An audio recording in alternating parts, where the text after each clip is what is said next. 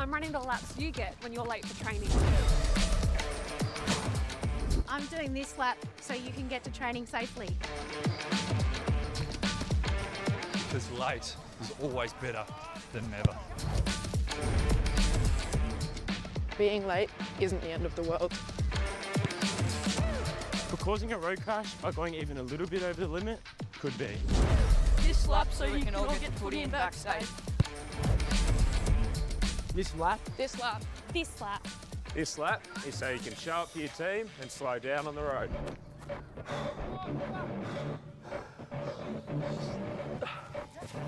There is literally no reason for you to speed.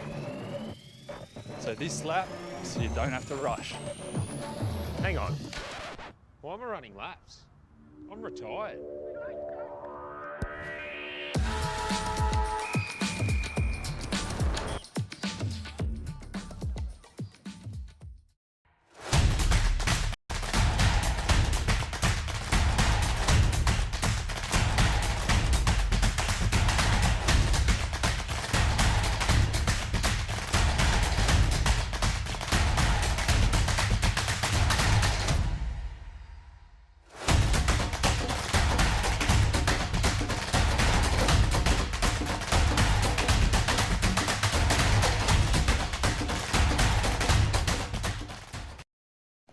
Remember, stay focused. We're just here for a tow ball. A Toyota genuine tow ball? Dad, here it is. Designed and tested by Toyota. Oh. We might need to take this tow ball out for a test drive. Good thinking. Find your O at your local Toyota dealer with a $1,500 finance deposit bonus across the Hilux range. Toyota.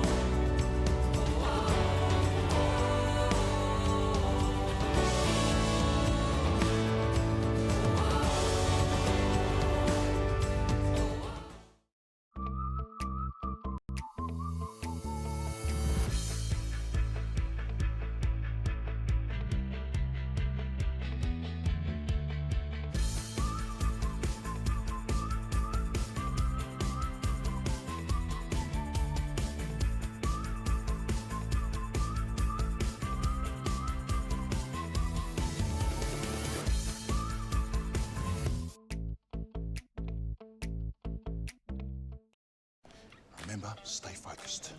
We're just here for a tow ball. A Toyota genuine tow ball? Dad, here it is.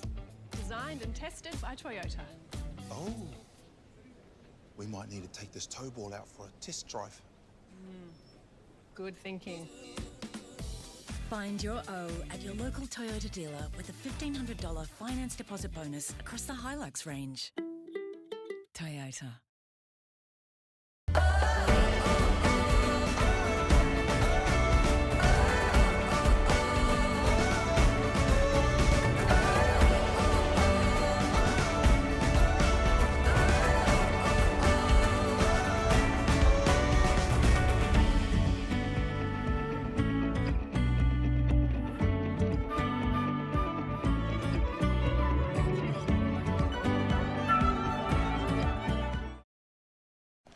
Remember, stay focused. We're just here for a tow ball. A Toyota genuine tow ball? Dad, here it is. Designed and tested by Toyota. Oh.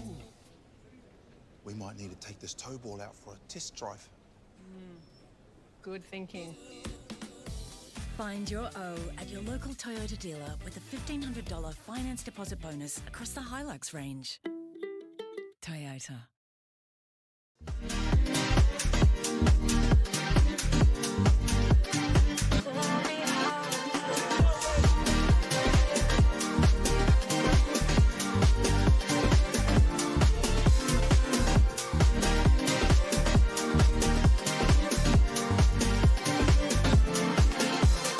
You know how to calm me down. You know how to calm me down. You know how to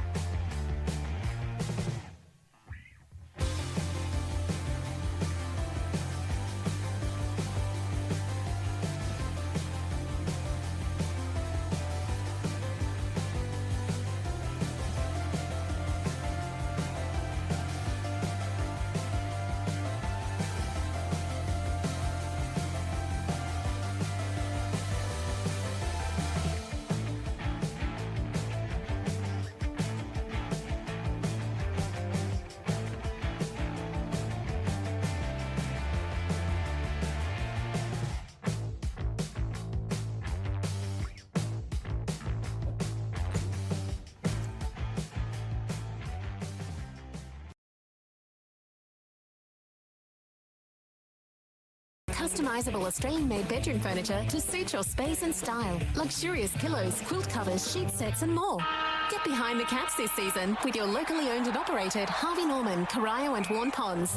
Don't panic. Call Steamatic.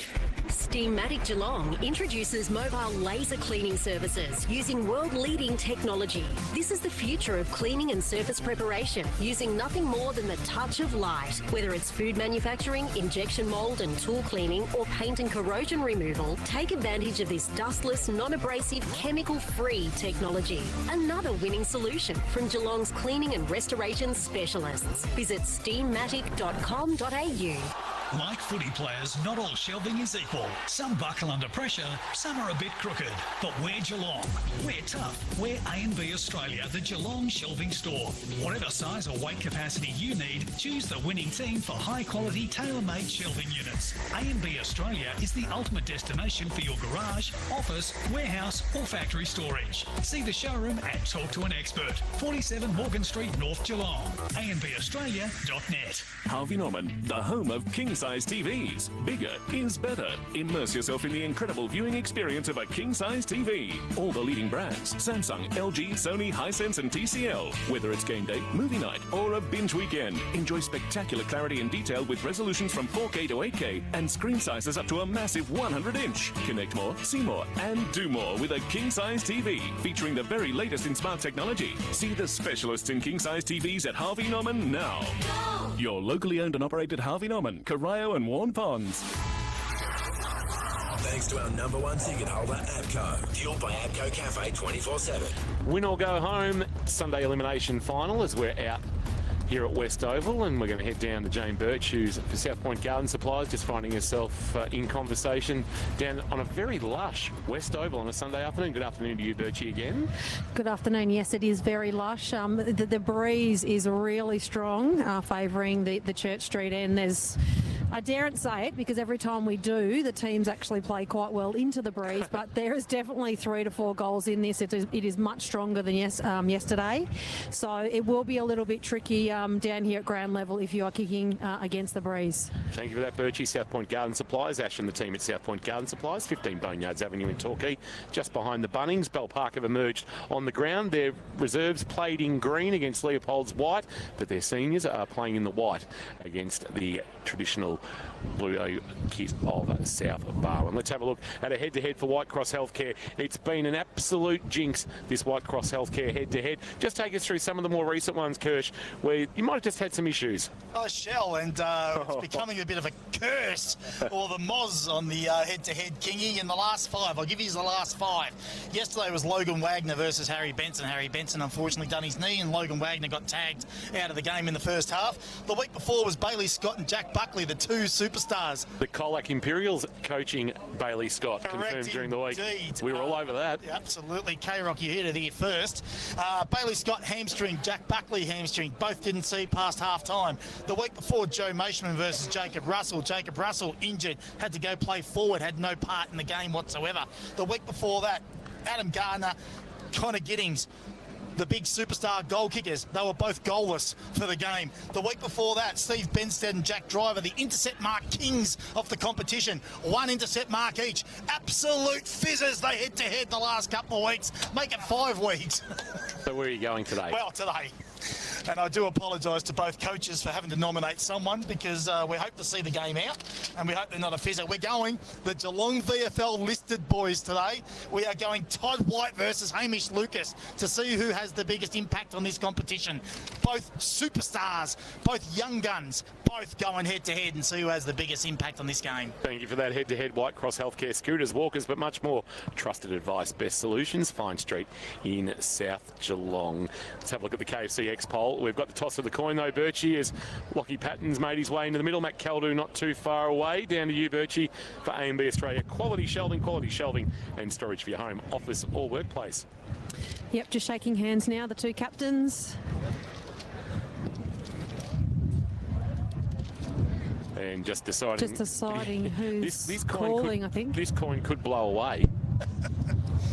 You can hear the wind whipping up now. And Birchie Winner is? No, there's confusion about who's calling because who finished where on the ladder. South Barwon finished 4th, Bell+Park 5th. Shouldn't be that hard, should it? No, you would have thought they'd have that sorted before now. So Bell+Park have won the toss. They will kick with the 8 of that breeze in the first quarter. Thank you for that. Just a late change for Geelong AFLW today. Rachel Kearns has been a late change with what is called a chest contusion after she got a whack last week in the loss to Melbourne's been replaced in the side by Abby McDonald. So she's got a bruise, Kingy. It's contusion. Yeah. Just say she's got a bruise. It's not that hard. No, that's what it says. I'm just going by the official report from the Cats women on bruised chest. on the KFC X. Might need a Xena. Yes, that's right. The chest region, Kirsch, could be a little bit more serious than a bruise. Okay, let's keep moving forward now. Let's keep moving forward. Right. Next. The poll has come to a conclusion. 80-20. 71-29. Oh, a couple of little late ones for Bell+Park. 71-29. So South Barwon 71%, Bell+Park 29%. And Adam Jones is streaming us from the Raffles Hotel in Singapore. Put it away, Jonesy, for goodness sake.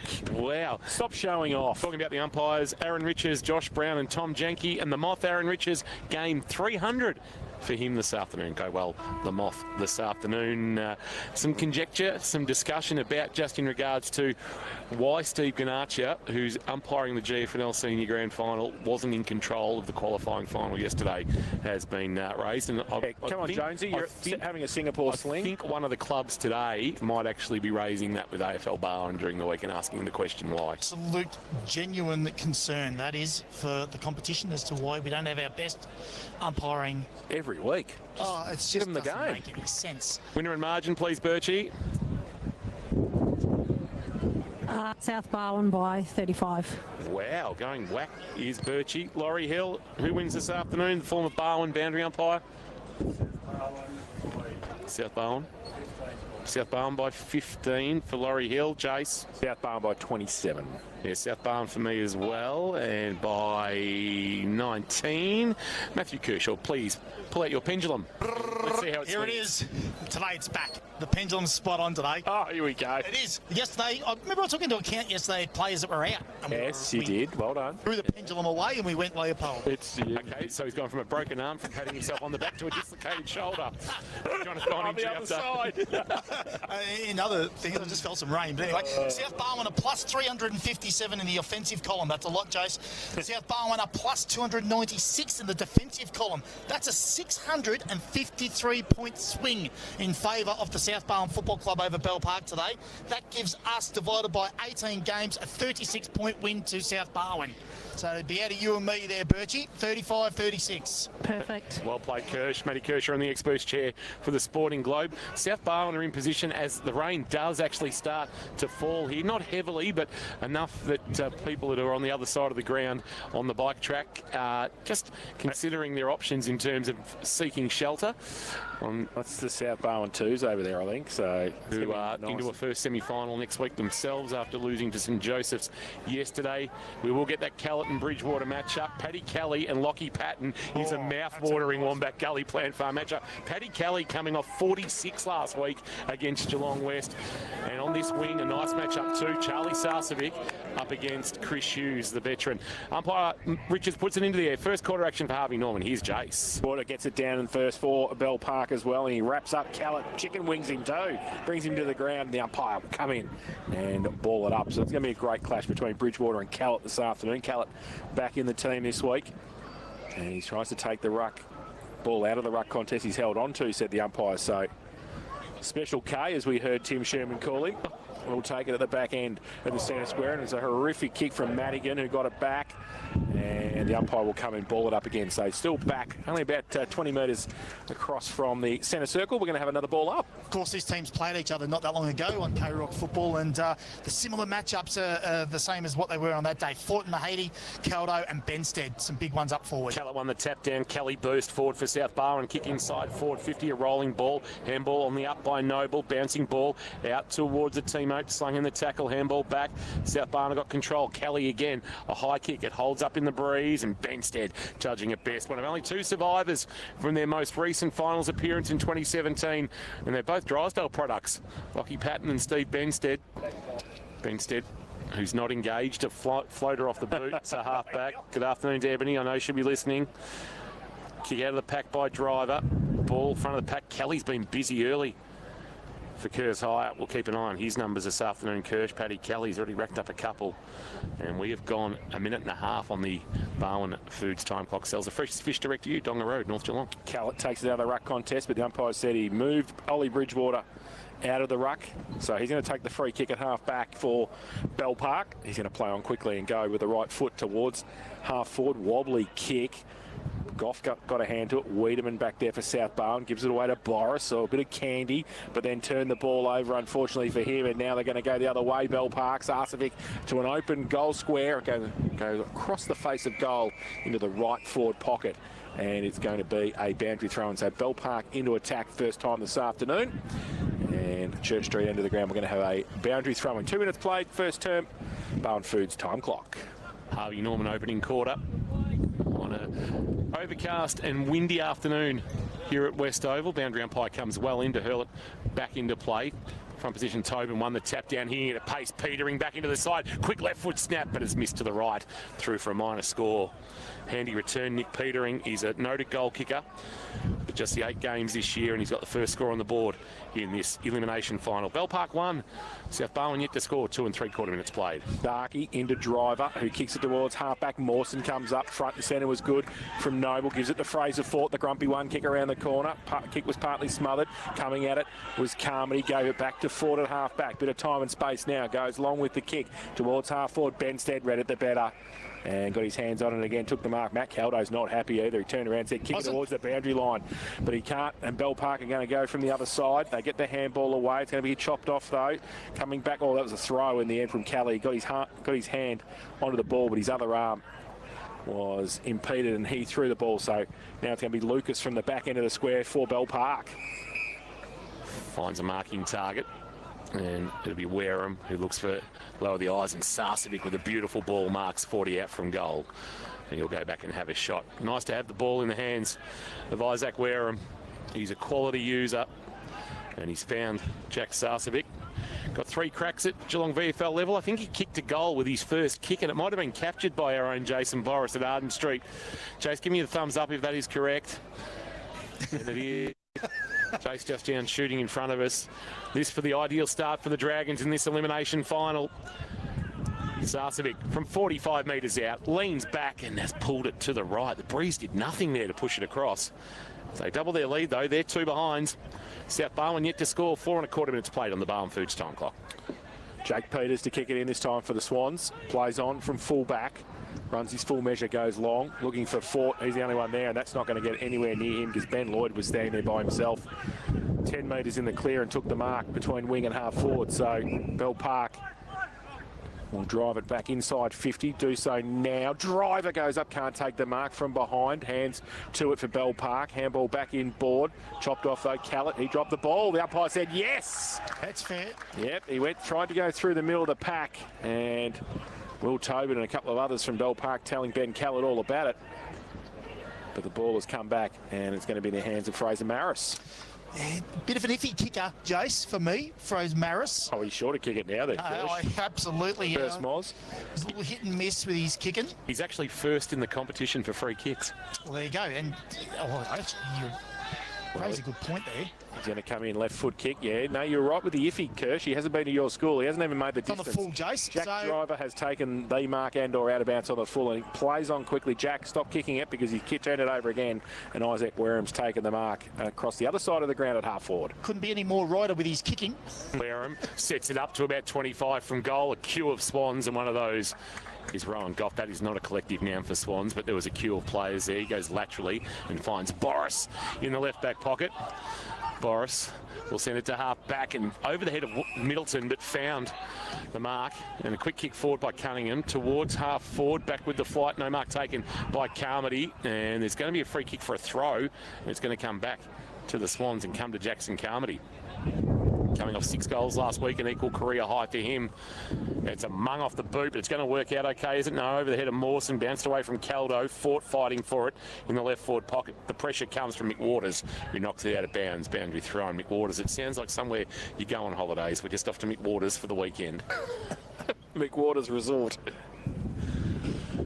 So throw in South Barwon into attack. 2 behind Bell+Park. South Barwon yet to score. Fort's going to do the ruck contest. Bridgewater goes up by himself, gets it down. Mulroney put on a tackle a couple of times. Hughes got the ball forward over the top towards Starkey. What's he doing down there? Left foot kick. Go back defensively because that's across the face of goal. Goes out towards the boundary line. The TV evangelist Blair Huggins gets it, kicks it around the corner. And he's put it out of bounds off hands. Stevie Benstead was there. And will be a boundary throw in right forward pocket at the northern end of the ground. A bevy of swans when they're on the ground, a wedge while they're in flight. Here's what I've been told, thanks to Todd from Geelong. Right, very good. I'm sitting there Googling. Off the KFCX. Tap down one by Bridgewater outside of the right boot. The kick by Worm. It's a bouncing ball towards the outer wing. The breeze carries it. Petering was there, but Blair Huggins coming the other way is wrapped up. Handball. Try to get it to Middleton. Good tackle by Tobin. Appealing for a free kick and winning it for holding the ball. It's very rare that you appeal for a free kick when you're hailing a taxi and you win it, but Tobin has done that. He's got it now. Will Tobin, 17 games this year, taking his career tally to 39. It's 40 today, in fact, so not a great kick, though. And then they'll look to attack. The little dinky kick from Starkey did Cunningham no favours, but clean was Hughes through traffic. Gave a handball back, tried to get it back to Cunningham, but missed him. Rolling ball at right half-back. Drive, it was good. Here's Huggins. Hallelujah goes wide on the bounce. Peters, a half volley. Didn't take it cleanly, but time to recover and then kick on his left towards half forward. It hangs in the breeze and stretching and taking a good mark out there for the Dragons. Chance to send a kick forward. Might have been McMahon, long ball towards half forward. It's off hands and out of bounds for a boundary throw-in. So we'll have it thrown in left half forward. And it was, in fact, Bridgewater taking the mark out there, I should see. It was a good grab. And he sent it long. Wasn't a great kick. 8 minutes played on the Barwon Foods time clock and on the Harvey Norman scoreboard. Bell+Park 2, South Barwon yet to score. So throwing 50 out from the Bell+Park goal. Tobin to do the ruck work against Callett. You'd think Callett would win it and does. Gets it through. Traffic though. Bell+Park rove it better. Back inside 50. Oh, the evangelist again. Blair Huggins takes the mark and kicks it across the face of goal. Rowan Goff, nearly K-Rock's own. Chips the ball further towards Jack Driver. He's definitely not K-Rock's own. He's Buzz's own. Buzz loves him. And he's still inside forward defensive 50. Please don't kick it, Jack. He will, though. Jack, don't kick! Goes towards Mawson. Neildy will be having something to say at quarter time about that now. Tobin gives it away. Handball over the top. And it came back inboard. They get it going now. Worm thought about going left. Comes back on the right. U-turns into the pocket. Great kick. Oh, the evangelist! Well done, Blair Huggins. He gets there just in time. Petering looked like he was going to take the mark. And he got a left hand to it. And it's going to be a boundary thrown in the right forward pocket. We saw him last time, didn't we, Huggins? And he played a good game again. I think it might have been the corresponding game, Bell+Park, South Barwon, and he played a good game. Well, they're holding well at the moment, South Barwon, with Bell+Park kicking with the aid of what Birchie's told us for South Point Garden Supplies is a 3 to 4 goal breeze. Tap down from behind. Callett doing the roving against Tobin. Mulroney went through. Haven't caught a lot of him. Petering lost it in the tackle. Should have been holding the ball. Wasn't. Umpire says, give it to me. I'll ball it up about 40 out. Make it 35 from the Bell+Park goal. Attacking the southern or Church Street end in this opening quarter. Tobin doing the ruck work again. Callett trying to do roving. Here's a chance for Worm around the corner. Hit the post. And a minor score there for the Dragons again. They just can't find that first goal. 10 minutes played. They're 3 behind. South Barwon are yet to score. We're not going to get 1 goal apiece to 3/4 time like we did in the reserves, are we? Dylan Starkey plays on from full-back. Goes wide and long out towards Fort. And Patton gets there first. Gives the handball to Isaac Wareham. He couldn't just take it with him under pressure from Lockie Noble. And then he sees it over the boundary line between wing and half forward on the outer side for Bell+Park. Well, if they were here yesterday, the coaches should know to attack this top side and try and score from this top side, because if you keep getting stuck out on that outer side, you're not going to be able to score too many goals from that area of the ground. Bridgewater in front, and the ball comes towards Paddy Kelly, who gets tackled. And what happens? The umpire says no, not going to be high, not going to be holding the ball. It's going to be ball up at left half forward. So Callerton going to go up against Bridgewater. It gets there and gets the hand to it. Roved out there quickly by Todd White. And his handball, though, coming back towards Jake the Snake. Peters sees it over the boundary line for another throw-in. Bannockburn Premiership player. I wonder if Ronnie Pilgrim's put a phone call in just to see whether he's got any interest in heading back to Victoria Park. Afternoon, Ronnie, know you're listening. Ball hurled back into play. Bridgewater front position, actually grabbed it out of the ruck, tried to fend off on Kelly, but gave a handball away over the top. It was a handball that came for Patton that missed him, and he had to go and lay a tackle. It was a dumping tackle on Callett. The umpire said, give it to me, I'll ball it up. Did Fraser Maris no favours, that handball out of the pack. Then we'll get another stoppage just outside 50. Bell+Park at left half forward. It's going to fall for Todd White, taking in a good Maris tackle.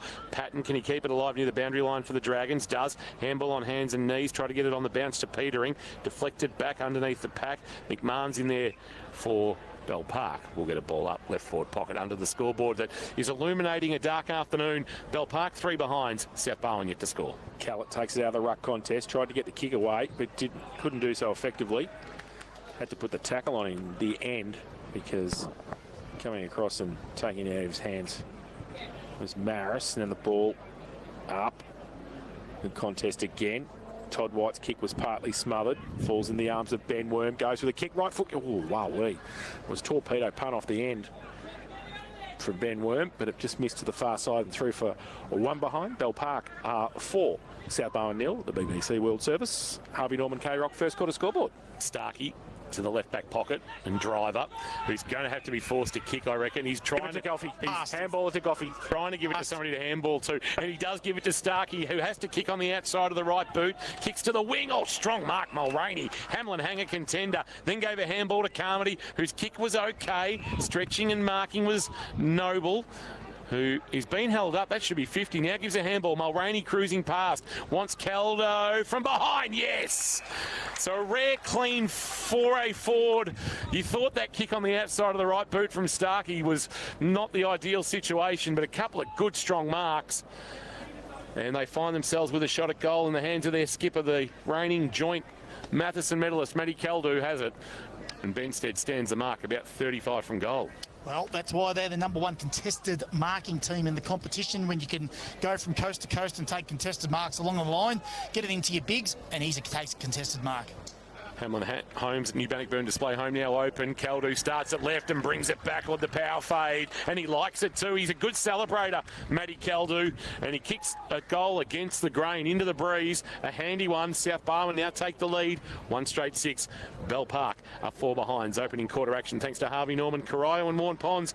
Think Harvey Norman for all the big brands at Geelong's best prices. Caldo now with 46 goals for the season. Well, they're playing into the hands of Sth+Barwon, Bell+Park a little bit at the moment, because they're the #1 tackling team. They're the #2 contested football team in the competition, Sth+Barwon. So this stoppage stuff is suiting them. And when they get the ball moving forward, they're the #1 marking team in the competition. So it's all working for them at the moment. Callett goes up against Tobin, gets it down, rove though by Lucas, shrugs a tackle, then loses the football. Through the middle, Cunningham put a tackle on. Was that pushing the back? The umpire said no. Wareham on the bottom of the pack as well for Bell+Park. Ball still in dispute. Comes to the side. The pack, fantastic pick up by Kelly. Got one high, did he? Yes, he did. And he'll take the free kick for Sth+Barwon. Paddy Kelly in the middle of the ground. Called to play on now. Goes long with the kick to centre half forward. Oh, Wareham put one hand up. Couldn't quite take the mark. Mulroney's in there as well. Lucas's handball for Bell+Park. Missed a target. Wiedemann comes in. Got a tackle on. The umpire will come in and ball it up at centre half forward for Sth+Barwon. Good Sellers crowd here this afternoon. Flowers family stand full and plenty parked around the ground as well. Tapped down by Callett.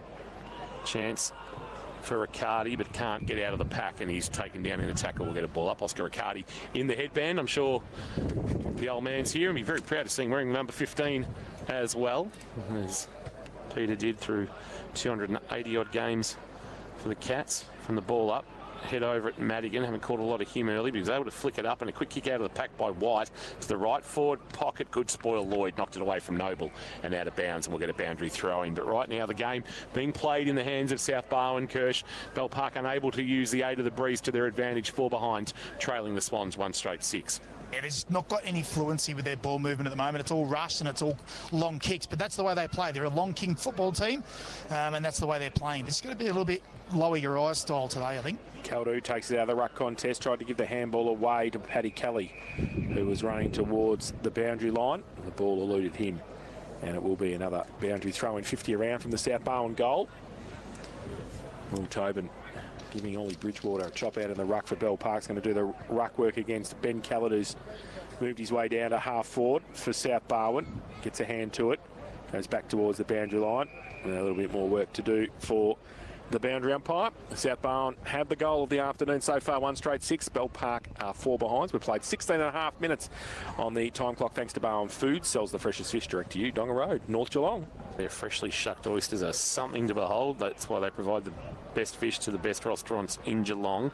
Tap down Tobin, roving Mulroney, handball release. Now the kick, Worm, partially smothered. Now clearing kick comes to high ball, bouncing towards half forward. Chance here for the Dragons. Taken in the tackle was Pigeon. We haven't called him yet, but he's lost it. And Kelly's come up with it. He's been busy. Kick to the wing, not ideal. Mark dropped though out there by Benny Worm. And a kick to half forward for Sth+Barwon was worked out okay. It's ended up with Noble. Push. Or is there a free kick for a push? No, And 50. Oh. He wasn't aware, Lockie Noble, that a free kick had been paid for a push. And then he's delivered a kick, and it's going to be a free kick coming to Isaac Wareham, who's tucked it under the arm. He's run himself to the edge of the centre square. He's pulled the kick to the pocket. Who's he looking for? Sarcevic on the juggle takes the mark. Over the top of Wiedemann. Jack Sarcevic just stretched highest. Got first touch, and on the second bite was able to reel it in, take the mark and go back and have a shot on what is a much needed goal for the Dragons. They only trail by 2 points, but we suspect they've got the best of the breeze at the moment. And Jack Sarcevic, 26 goals this year. None more memorable than the one he kicked late against Newtown and Chilwell. He gets close to the man on the mark, but he does not fail to deliver. First of the afternoon for the Dragons. They like it in the Flowers family stand. And they move to a 4-point advantage. 1-4-10, Sth+Barwon, 1 straight 6. Sarcevic with goal number 27 on the season. Surely in calculations for the coach's team of the year in its opening quarter action. Thanks to Harvey Norman. Think Harvey Norman for all the big brands at Geelong's best prices. Well, he's the hope, isn't he? He's their leading goal kicker. They don't take a lot of marks inside forward 50. Their average is quite low in the competition. So they have to get the ball into their sort of medium-sized players and hope that someone can take a mark or get that ground ball goal. Mawson in the ruck now against Tobin and gets it down to Max Mawson. Hughes off the wing, wrapped up by Tobin. And the umpire will come in for a secondary bounce. Actually a metre away from where he did some work 20 seconds ago. Puts it up in the air again. Bridgewater gets to the ruck contest now. Tapped on by Mawson to the outside centre wing. Starkey to run onto it. Doesn't sit for him. Hughes comes across. And also getting there for Bell+Park was Pearson. And the ball held up in the contest. Going to be a ball up on centre wing. So Mawson again against Bridgewater. Both going to hand to it. Bridgewater hits it towards Lucas. Mulroney dumps him. Sling tackle, said the umpire. Free kick, Hamish Lucas on centre wing for Bell+Park. Might have been a bit high too. Lucas with the footy, true centre wing. Hasn't had a lot of it early. Sends it inside forward 50. Tobin there. Big fly over the top. And the mark taken by Eli Pearce. In fact, a free kick going the other way against Tobin. So we just have to put the cork in the bottle, and Jack Driver will win a free kick. Calls for 50 as it didn't get back to him on the full. Drive it, he does. He gives a handball off. A little kick by Shepherd towards the boundary line, and at right half back Hughes marks, and then he goes short to Cunningham, who has it at right half back, turns and kicks quickly to half forward, coming up but not marking Mulroney. Lucas might have been touched, so on the way through he just banged it on the boot, but he's kicked it straight to Rowan Goff.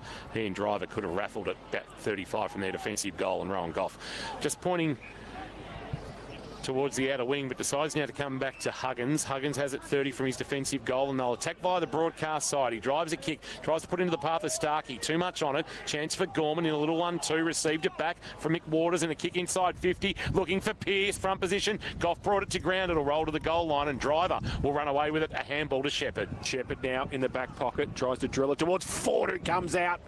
And the Matheson medalist, he's angry too. He got up. He wanted to get the handball moving. He comes back in ball with the kick. Horrific. Goes back toward, hit actually Jack McMahon in the back of the head, I think some for Bell+Park. Now comes back towards Madigan for Sth+Barwon. Gives it away to Todd White on the left. Spears it, not that far though. And it comes to Pearson again for Bell+Park. Goes with the outside towards half back. Oh, coming the other way, Jack Driver. He kicks it this time, Jack. Is that better? It might be. Mawson goes up. No, it's not. Bridgewater takes a great mark for Bell+Park. He's a good player, Ollie Bridgewater, isn't he? Both he and Kell. It's going to be a great battle this afternoon. That's a shank off the boot. Might work out okay at his bootlaces. Not taking it cleanly was Wilson Mack. I don't think you can say Mack, Ken. You can say Wilson Mack, and now free kick too high. It's going to come back and be a free kick for the Dragons. Handball to the run of Lloyd. Lloyd went to kick, held it back because he had Mulroney coming towards him. So he just tried to then square it up. Back with the flight. It's over the head of McMahon. It carried past him. Goffer fumble. Time to recover. Jams it on the boot and rolls it towards the boundary line. Wareham playing in front. Taken off him by Cunningham. He managed to get a little kick away. Lucas. Chance here for the Dragons. A handball. Here's Patton. Haven't caught a lot of it. He's kicked it straight to Huggins. His intended target was Pearson, but it just skewed off the boot, and there's a bit going on the outer side. Cunningham and Wareham into each other, but Huggins with the mark and a long ball to the outer wing. When the ball goes over the back of the pack, Keldu has to get back there. He's going to put the tackle on Matt Jones. Jones breaks free, scrambling kick again outside towards half forward and over the boundary line. So not really effective from there from half back for Bell+Park. It's going to be another boundary throw in. 1-4-10 Bell+Park, South Barwon 1 straight 6. We've played 22 minutes in this first term. Barwon Foods time clock. And we're going to have a boundary throw in for Callett, who's back on the ground and in the ruck. Up against Bridgewater. Callett got a hand to it. Rovo Lucas, beautiful, took a bounce, ran away, goes towards an open half forward flank. Tobin from behind goes up, can't take the mark. Huggins, Sarcevic's there, put his head over the ball, got one high. Moth, right there he was, 50 out from goal. And Jack's got the ball. Kick this. So Jack Sarcevic, kick Bell+Park's only so far. Late stage of this first term. 50 out directly in front. Church Street end of Geelong West goes with a left foot kick now. Distance just gets towards the goal line and through for one behind. So 1 goal, 2 his personal tally. 1-5-11 Bell+Park, South Bar 1 straight 6. Harvey Norman K-Rock first quarter scoreboard. Starkey a long ball wanting Noble, had to wait for it. Good spoil by Jones. Didn't get out of bounds though. Huggins took it and then Jones took him in a really good tackle. It's out of bounds in front of our best seats in the house. Thanks to Abco Cafe 24/7. Hot chips only $4 at Abco Cafe 24/7. So a couple of good bits of play. Huggins and Jones. And we'll have it hurled back into play. Callett and Bridgewater. Callett winning the tap down. Patton though the roving for Bell+Park. A handball back. Quick kick around the corner by McWaters. A rolling ball into the right forward pocket. Goff will be first there. Try to control it with a little tap down to Peters. Peters under pressure. Got a left foot kick. Middleton through traffic. Gave a handball. A chance here for White. White a handball. Callett. Middleton. Kick partially smothered. In fact, completely smothered. Middleton has to go again. There's a hold off the footy and Patton's going to win the free kick. Wiedemann hung on too long. So Patton at right half forward. Runs around on that left, goes into the pocket with the kick, looking for Sarcevic or Pearce. Over the back, the two number 33s go at it. Driver and Pearce. Driver sees it over the boundary line for a boundary throw in the right forward pocket for Bell+Park. Advantage South Barwon so far, Kirsch. Well, you'd have to say that, wouldn't you? They're the two best intercept marks in the comp as well, ranked 1 and 2, and they're at 7-5 for intercept marks at the moment. So extraordinary back and forth football. From the boundary throw in at the front of the pack, Lucas. Oh, is that a sling tackle? No, neither umpire who was in the area figured that that was the case, and the two umpires just look at each other. They've got the comms in today, so they can communicate with each other. Tap down, one by Tobin for Bell+Park doing the ruck work against Bridgewater, but at the bottom of that pack there is a Swan, and that Swan getting to his feet is Todd White. 9 games in the VFL for the Cats this year, but squeezed out late as they made the finals, but have been dumped unceremoniously. Free kick in the ruck contest against Callett, who can do nothing but have a bemused look on his face and hand the ball back. Tobin gave it to Sarcevic. Sarcevic from 45 has launched and missed everything. He's pushed it. He just can't seem to be able to read that breeze pushing it. Not only is it giving him distance, but it's also fading it off that left boot into the left forward pocket, and just can't seem to have got the radar right. It'll be a free kick in the right back pocket to South Barwon. 1 straight 6 South. Bell+Park 1-5-11, 25 and 15 played on the Barwon Foods time clock in this opening term. Starkey. The ball in the back pocket goes long to the outer side, half back flank. Caldo over his head. Callett got it away at the back of the marking contest. McWaters comes in, puts the tackle on. And Lockie Patton helping him out there as well. Jonty Broughton last to get up, gives it back to umpire Richies. And it'll be a ball up now for Bridgewater. Pushed away in the contest. Ben Worm gets it. Gives it on the outside. Patton's kick is into the backyard. Oh, literally into the backyard. Yep. And we're getting another footy pretty quickly. So Imagine how many footballs those houses have got over the years. Oh, yeah, it's a It'd be a Sharon factory in there, wouldn't it? Yeah, it's beautiful. Jump on Gumtree. Yeah, Pick up a cheap Sharon. Absolutely. Especially early in the game when the footy's fairly new. That's right. And we're going to get the spare. The nail polish gets the AFL-Barwon's texture off it. sounds like a person who's got some form on that sort of stuff. Wow, what's going on here? There is so many lines and nothing that I can say that won't land me in a lot of trouble. Oh, wow. There's the thin blue line right there. Hughes with a high ball towards the outer side. It's going to flirt with the boundary line. Out the full. And is it out in the full? It is. So you're keeping those out in the full numbers. I am, yes. How many for Kerrs High? We're up to 5 already. Lloyd with the footy. I'm sure we'll beat the 16 against Sth+Barwon Colac 2 weeks ago. It's a mung off the boot. Was that St. Joe's and Colac? Yeah, Joey's and Colac last week. On the outer wing, Riccardi outside of the right boot, rolls it towards forward 50. It sits on its point. Eli Pearce tries to trap it. The other 33 trapped him. Pearce can't manage to drop it on the boot. Somehow got it out, holding the ball.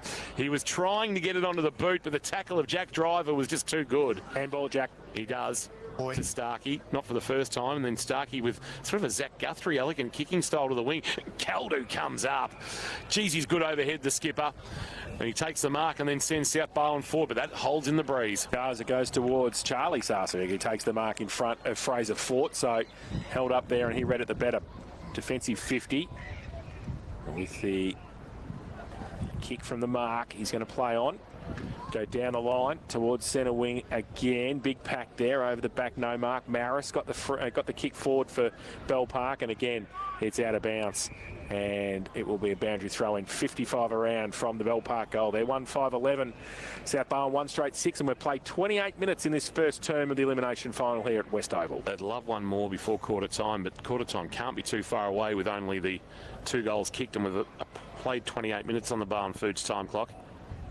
Tap down, might have been Callett trying to hit it at pace. He's Kelly, and he did nicely too. And he just barrels it forward, a rolling ball. Trapped not too badly down there by Mahadi, although it's going to spill away from him. Handball away, Noble, but Sarcevic got involved. That was Charlie. Handball on the bounce. Patton, the skipper's got it for the Dragons. Kick though, not great. Starkey playing in front of McMahon, took the mark, and now he wants the corridor. He wanted Mulroney. Oh, coming through with the one hand and taking a wonderful mark was Ben Worm, juggling it. Some sort of party trick there from Ben Worm, Hamlin hanger contender. He now goes long with the kick. It's a tumbling punt towards half-forward. Might be okay though. Mark taken by Wilson Mack. 65 from goal, puts it into the pocket. Sarcevic's got a couple on him. Goff goes up, got one hand to it off the back. Sarcevic uses the body. Will he get there first? Oh, thrown through by Jack Driver. That was when he had to handball, and he did.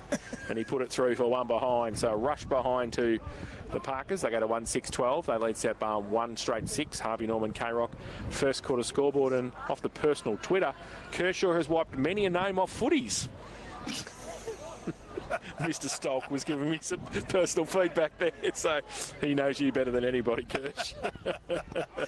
Apparently when Kirsch left North Shore, Lara ended up with a whole heap of brand new footies. Part of the deal. Starkey in the right forward back pocket, sends it long towards half back, and that is quarter time here at West Oval. 1-6-12 in that opening term for Harvey Norman, Corio and Warren Ponds. Sth+Barwon 1 straight 6. Think Harvey Norman for all the big brands at Geelong's best prices. Furniture, electrical, computers, bedding. A break from here at West. Elimination final. It's the Dragons, 7 scoring shots for 1-6. Sth+Barwon, 1 scoring shot, 1 straight. Back on the other side of this, thanks to APCO Cafe 24/7. Live, breathe, K-Rock footy.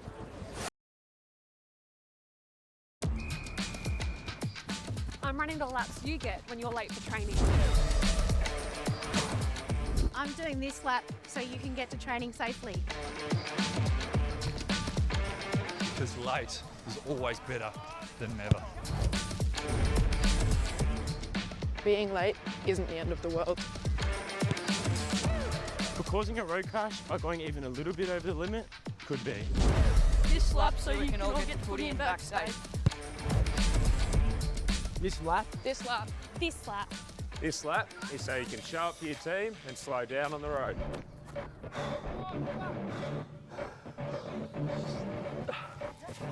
There is literally no reason for you to speed.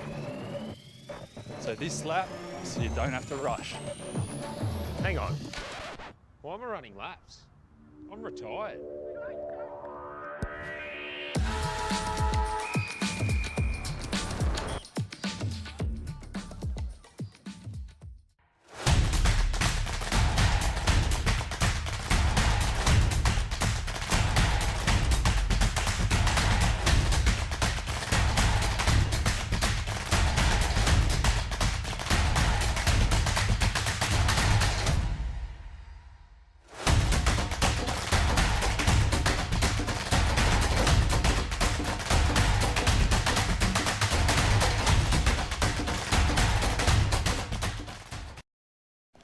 Remember, stay focused.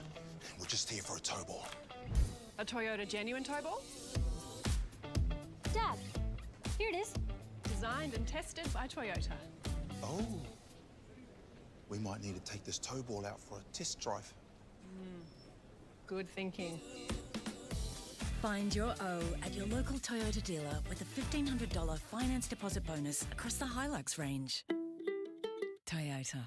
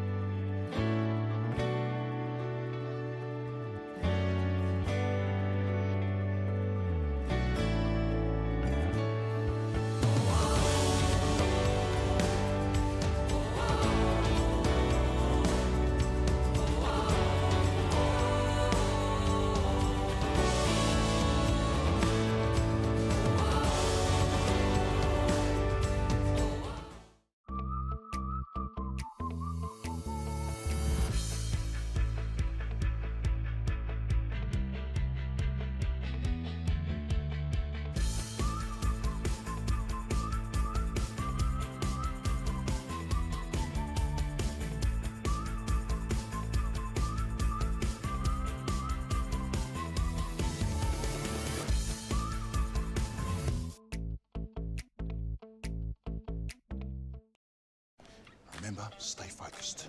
We're just here for a tow ball. A Toyota genuine tow ball? Dad, here it is. Designed and tested by Toyota. Oh. We might need to take this tow ball out for a test drive. Good thinking.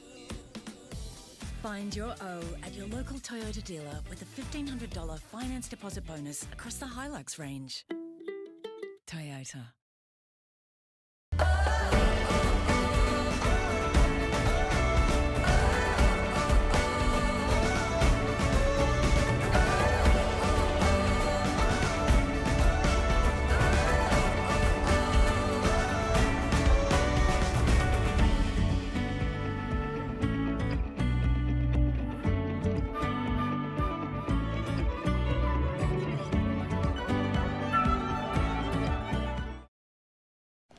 Remember, stay focused. We're just here for a tow ball. A Toyota genuine tow ball? Dad, here it is. Designed and tested by Toyota. Oh. We might need to take this tow ball out for a test drive. Good thinking. Find your O at your local Toyota dealer with a $1,500 finance deposit bonus across the Hilux range. Toyota.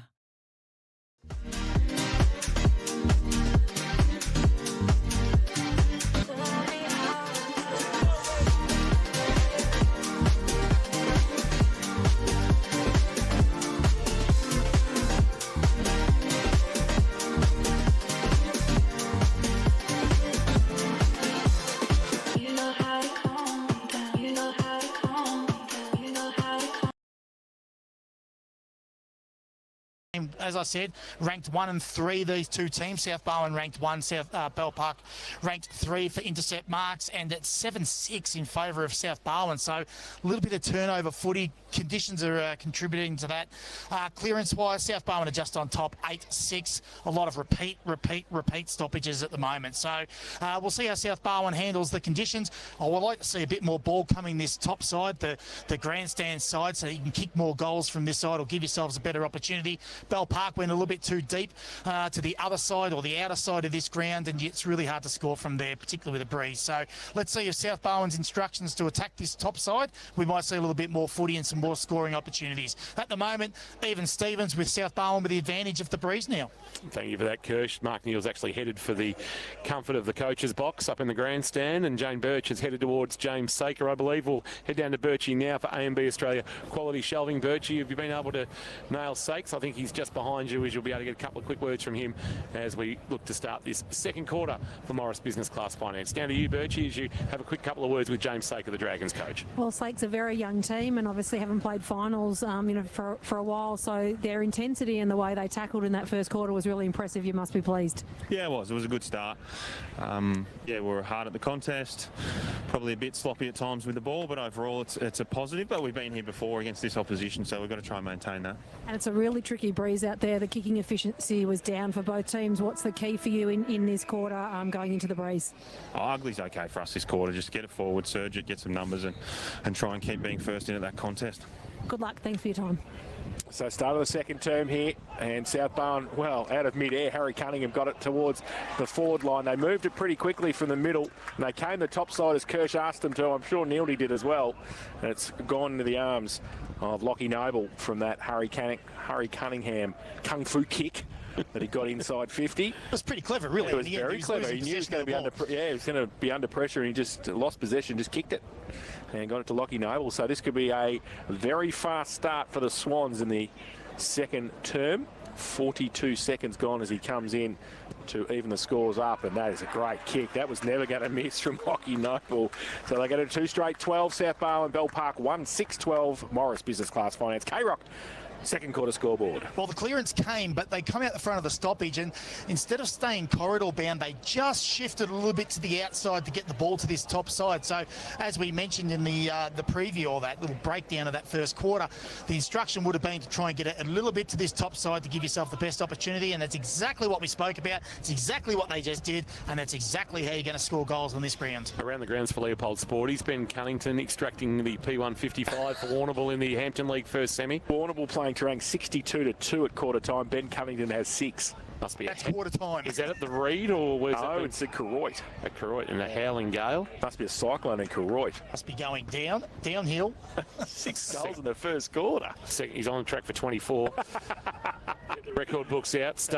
Madigan, I should say, in traffic but lost it. Quick kick forward was partially smothered by Worm. It's going to deflect back to him. He tried to get a handball away. Was brought to ground. Callett tried to scoop it up. Thrown out of there by Madigan. Fisted forward by Mulroney for South Barwon. But the kick inside 50 for the Dragons. Might have come from Bridgewater. A rolling ball that'll roll to the right forward pocket.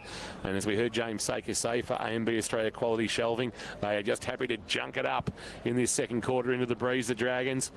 What's a manageable margin? You've got to suspect they're going to go in at half-time behind Kirsch, but you want to be within a couple of kicks? Yeah, I think it's going to be like the score's indicating already. It's 2-1 in terms of scoring. Is going to be very, very difficult for goals, so I don't think you'd want it any more than 3 goals, Kingy, I'd say, at half-time.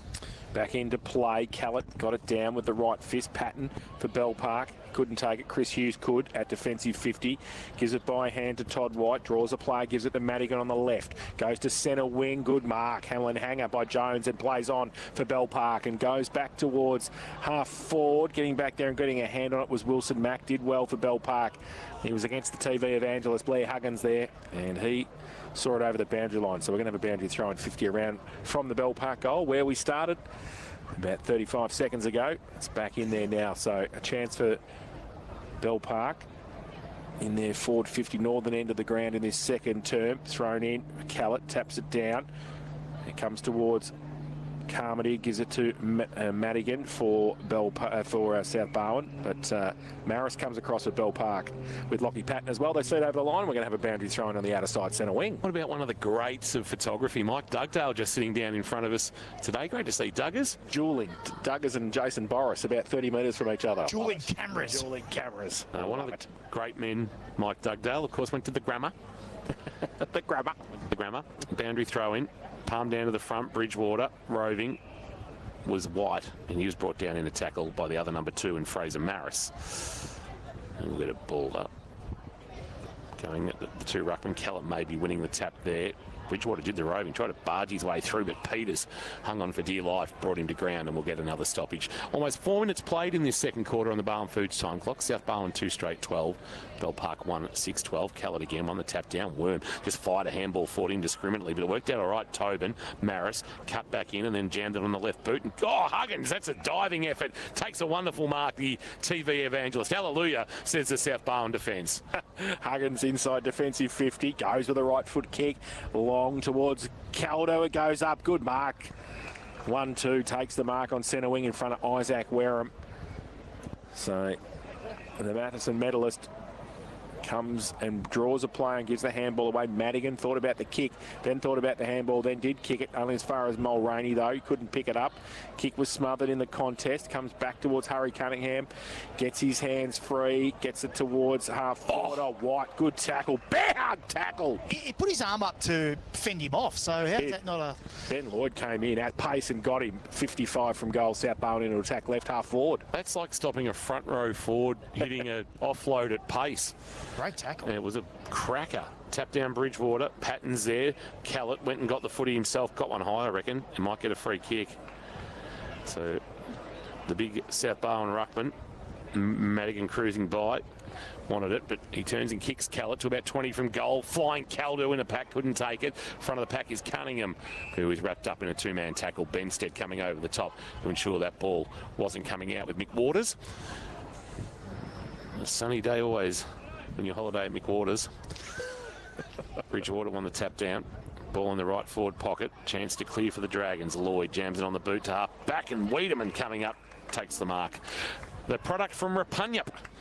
He backs himself, Lockie Wiedemann, overhead too. He goes with a left foot kick inside 50. Jones can't quite take the mark. Mawson, Cunningham gets the tackle on, and Reece McWaters was actually trying to bash the football and was bashing Cunningham in the thigh. Alton 39 have beaten Gold Coast 38 AFLW. From the ruck contest, falls to the back of the pack. Mahadi around the corner for Bell+Park. Outside defensive 50, Madigan. Handball. He handballed it to the scoreboard. It's out of bounds. And it's going to be a throw in front of that scoreboard. South Barwon 2 straight 12. Bell+Park 1 6-12. Played 6.5 in this second term. Morris Business Class Finance K-Rock second quarter scoreboard. Richmond 38 have defeated the GWS Giants 27 at Punt Road. Kangaroos and the Cats to bounce at 3:05 at Arden Street this afternoon. Geelong looking for their first ever win over the Kangaroos since entering the competition in 2019. Ball back into play. Callett, the tap, hitting it at pace was Mulroney, left it behind. Cunningham dragged down in the tackle, lost the ball. Hughes is clung onto by Patton. We'll get a stoppage. What do you like of Bell+Park defensively so far? Kirch, they've conceded one goal through the first 7 minutes, but gee, they're disciplined. They are, and that's exactly what Jimmy Saker said. He's really put the pressure on them, and you know, their defensive side's been fantastic. High kick from Peters from South Barwon. Lloyd sat underneath. It was spoiled away. Front of the pack, Carmody, a handball. Mulroney slung in the tackle. Ball sits on its point after bouncing. Goes through a set of legs. Lloyd over it. Was he taken high? Umpire didn't see it that way. I did. And then trying to barge his way through with the headband is Harry Cunningham, going nowhere. And we'll get a ball up. Can't miss Harry Cunningham. Left shoulder strapped, right hamstring strapped. And we'll get it hurled into the air about 30 out from goal for South. Callett goes up. Bridgewater, though, gets it down. Cunningham is wrapped up straight away. Lucas putting the tackle on. And it will be a ball up. McWater's in there as well for Bell+Park. I think the most important thing was that Saker said he doesn't care if it's ugly footy. He wants ugly footy, and this is exactly what he wants, and this is what he's getting. Ruck contest. Both ruckmen get a hand to it. It was a fresh air shot from Ben Worm. And then Lockie Patton comes in to help out for Bell+Park. Carmody, in fact it was Noble who got up. He and Cunningham were putting the tackle on. So 45 out from the South Barwon goal. And have a ball up. Callett tries to thump it forward. He can't do so. Ben Worm got it away to Lucas. Gets the clearing kick out towards centre wing. If it sits, they might be away. Petering. He got the handball over the top. Had to sit and wait. The kick around the corner came from Wilson Mack. Inside forward 50. 3-on-2 though for South Barwon. Goff, Wiedemann, short little kick might be okay. The Evangelist, handball back inboard. Middleton slips over at the crucial stage. Gets it to Wiedemann on the outboard. Madigan, handball to Driver, under pressure. Good defensive play. Worm coming the other way on centre wing for Bell+Park. Sees it over the boundary line. Birchie, down to you for A&B Australia Quality Shelving. Just an update on that rain. It just seemed to get heavy there for a moment. Yeah, it's coming down a little bit heavier now, Kingy. You're right. So just making it a little bit tricky to handle the ball. South Point Garden Supplies will slick up the turf as well. Boundary throw in to the front of the pack at right half forward on the outer side. A free kick is going to be paid holding the ball. Umpire Richards in game 300 pointed the wrong way, then points the other way, and Jake Peters will be the recipient. True centre wing, sends it inside forward 50. Who's his target? There's going to be a free kick for a hold, and Caldo being held onto by Benstead, according to umpire Richards. So he pays back-to-back free kicks. And it'll be Matty Caldo. This distance wouldn't trouble the skipper. Kicked the first goal of the contest, 14-minute mark of the opening term. 46 on the season for last year's joint Matheson medalist. And he'll send this one towards goal from about 53 metres out. Gets close to the man on the mark, sends it on its way. It's a real shank off the boot. In fact, it won't have the carry. And in the end, Forts had to play spoiler to get it out of bounds and a stoppage in the left forward pocket at the southern end. 2 straight 12 Sth+Barwon, Bell+Park 1-6-12. Second quarter, Morris Business Class Finance scoreboard.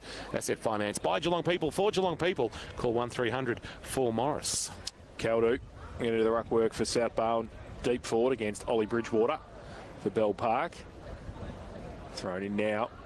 Caldu, Bridgewater, got a hand to it, got a second hand, then got a kick away too. Outside 50, Goff plucks the mark at half forward for Sth+Barwon. You know, drive it back in to Sth+Barwon's forward zone. He goes now with the kick. It holds up in the breeze. Oh, Patton, smallest man in the marking contest, and he took the mark in between back pocket and half back for Bell+Park. That rain is a bit heavier now too. You see the way everyone's setting up. No one wants to switch the play. No one wants to create some space. It's just kick down the line footy today.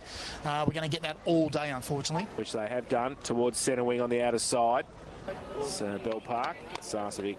In fact, it was Oscar Riccardi who got up with the ball, so he's going to give it back to the umpire on centre wing for a ball up between Callett and Bridgewater. Callett gets it down. Or was that a high tackle? The umpire said yes. He agrees with umpire Doherty on this occasion. Maris gets it at centre wing. 16 years since Peter Riccardi played in an elimination final here against St Joseph's for Geelong West St Peters. Oscar Riccardi's out there. A high ball. Maris, right forward pocket, and to the right forward pocket, kicks out in the full. He's a Monday to Friday kicker, Fraser Maris. Yep. Jack Driver, handball. Goff after drying the footy. Goff from a standing start to the wing, and he's kicked it straight to Ben Lloyd. We are legitimately watching circle work, but on one side of the ground. There's been barely any action on the attacking side of the ground. Both teams keeping it defensive. The breeze helping to push it out there. Lloyd sends it towards forward 50. Running at the footy, Eli Pearce couldn't get in front to take the mark. It's spoiled away, and at the front of the pack, we'll get a tackle laid. And at the bottom of all that, I think, is Oscar Riccardi again. It is a ball up. And we'll have it tossed into the air right at the 50-metre arc. Bell+Park in attack. We're locked away at 12 apiece. Sth+Barwon 2 straight. Bell+Park 1-6 for Morris Business Class Finance. Callett got it down, but Riccardi tracks it towards the boundary line. And then it's going to be another boundary throwing 60 around from the Bell+Park goal. There's a lot of kicking incursions, not a lot of handballs and run from behind, is there? No, you're not going to get many handball receives today, or, you know, like I said, switching the play. As much as you want to get to this top side, unfortunately, she's just going to be on the boot style footy now that this rain looks like it's set in for a while as well. Yeah, Birchie's actually just come back for A&B Australia Quality Shelving to get the jacket. We've been offered the hot chips and gravy as well. Got the chips. Thank you, Dodsy. For the ball from the ruck contest. Oh, look at this crowd in front of us now. Oh, that's a perfect spot for you. It's under the little veranda. Keep the language clean, boys. So Peters has the free kick at half back for Sth+Barwon. He got a holding the ball decision, so he's going to go with a right foot kick towards centre half. Ford holds up in the breeze, and Jones takes the mark in front of Fraser Ford. You've got to come to this side, you do, Kirsch, because the breeze is working from the west. Yeah, absolutely. Now, obviously, Bell+Park want to go to that defensive side, which is fine when you want to defend, but Sth+Barwon have to make and create some space to get it to the top side of the ground. Lucas Mark gave a handball to McMahon, kick inside 50, and he's kicked it straight to Jack Driver. I'm not sure whether you're keeping intercept mark numbers for Jack Driver. How many, please? Jack Driver himself has 6. Short kick there is okay. Just got to Madigan in front of Lucas. But they're inside defensive 50 south and a long way from home in this arm wrestle. Madigan, a high ball to the wing. Lloyd sets himself and marks. And, well, wash, rinse, repeat right now with what's happening here. Bell+Park kicks it to Sth+Barwon. Sth+Barwon kicks it to Bell+Park. And neither the forward line shall meet. Lloyd. A high ball, he'll send it inside forward 50, flying but not marking was Bridgewater, slipped through his fingers, front of the pack. Numbers there, including Tyler Pigeon. It's out of bounds, and it might be out in the full, I reckon. It's come off a boot, and yes, boundary umpire has paid out in the full. Quick discussion with the Moth. And the Moth just asking the question of the decision, and it will be a free kick as the rain has got heavier here. We might start charging admission to the K-Rock van. Left foot kick, Pigeon sets it up, looking for a flying, getting one from Lucas. Hamlin Hanger contender, Hamish Lucas. 25 out from goal. And the Geelong VFL Stars rolled back the right time and taken a mark on the chest. And a chance to give the Dragons an important one into the breeze. A smart kick by the Pigeon. Just popped it up top of the square. There it is. Then Lucas run into it. I'm disappointed he's not wearing the 81 today, Kirsch. Oh, I know. Hamlin Holmes, new Bannockburn display home now open. And Hamish Lucas looking to open up a 6-point lead. Man on the mark stands 25 from goal. Needs to stout this left-hand goal post. Kicks through it, and it was touched by the man on the mark. And went through for between the two big sticks, but the man on the mark got a piece of it. But it does give Bell+Park a 1-point lead. Handy point.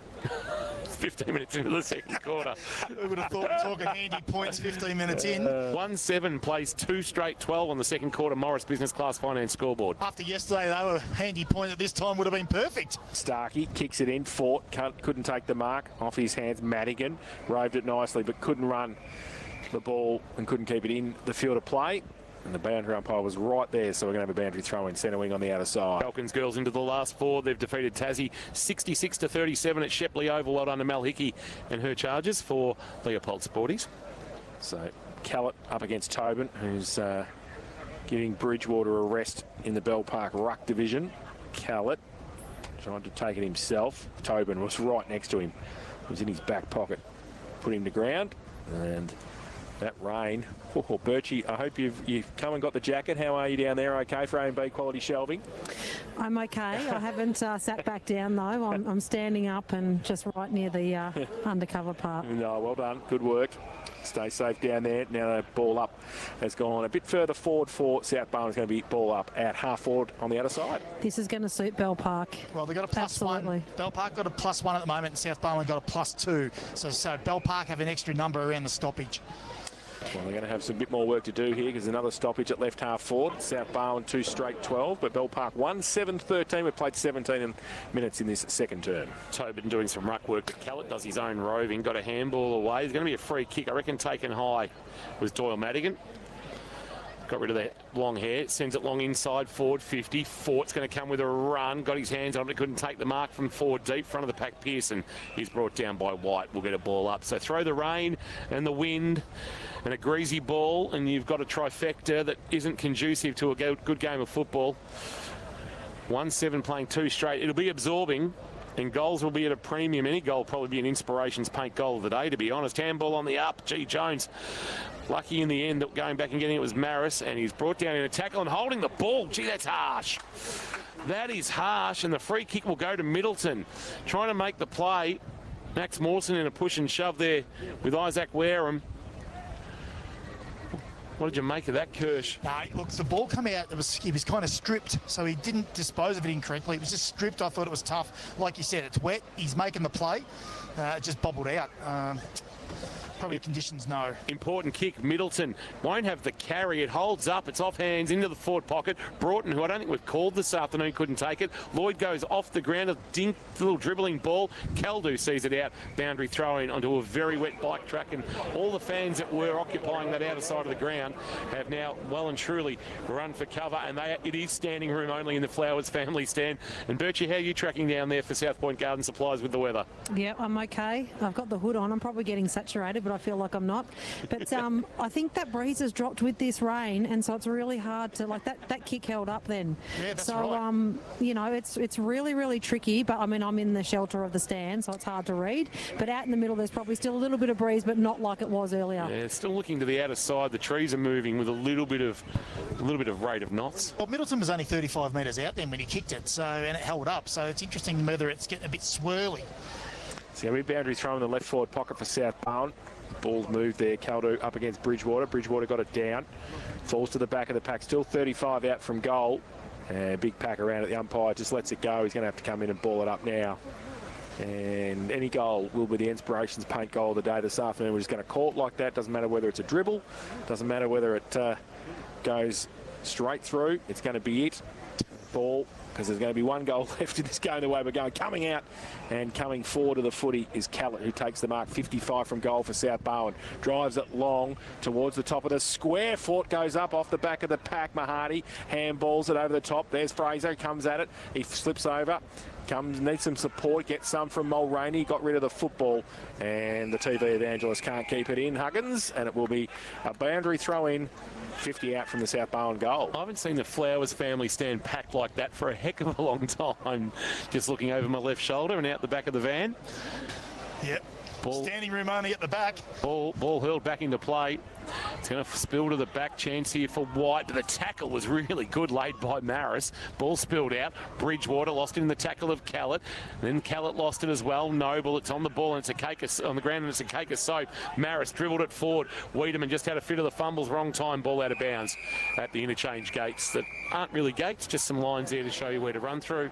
Then we'll get it hurled back into play. It's raining in the box. I don't know where the rain's coming from, Jace, but my book is soaking. Oh, it's off this bloke's pom-pom in front of us here, I reckon. What's going on there? The rain's coming off that, I reckon. Boundary throw in centre wing.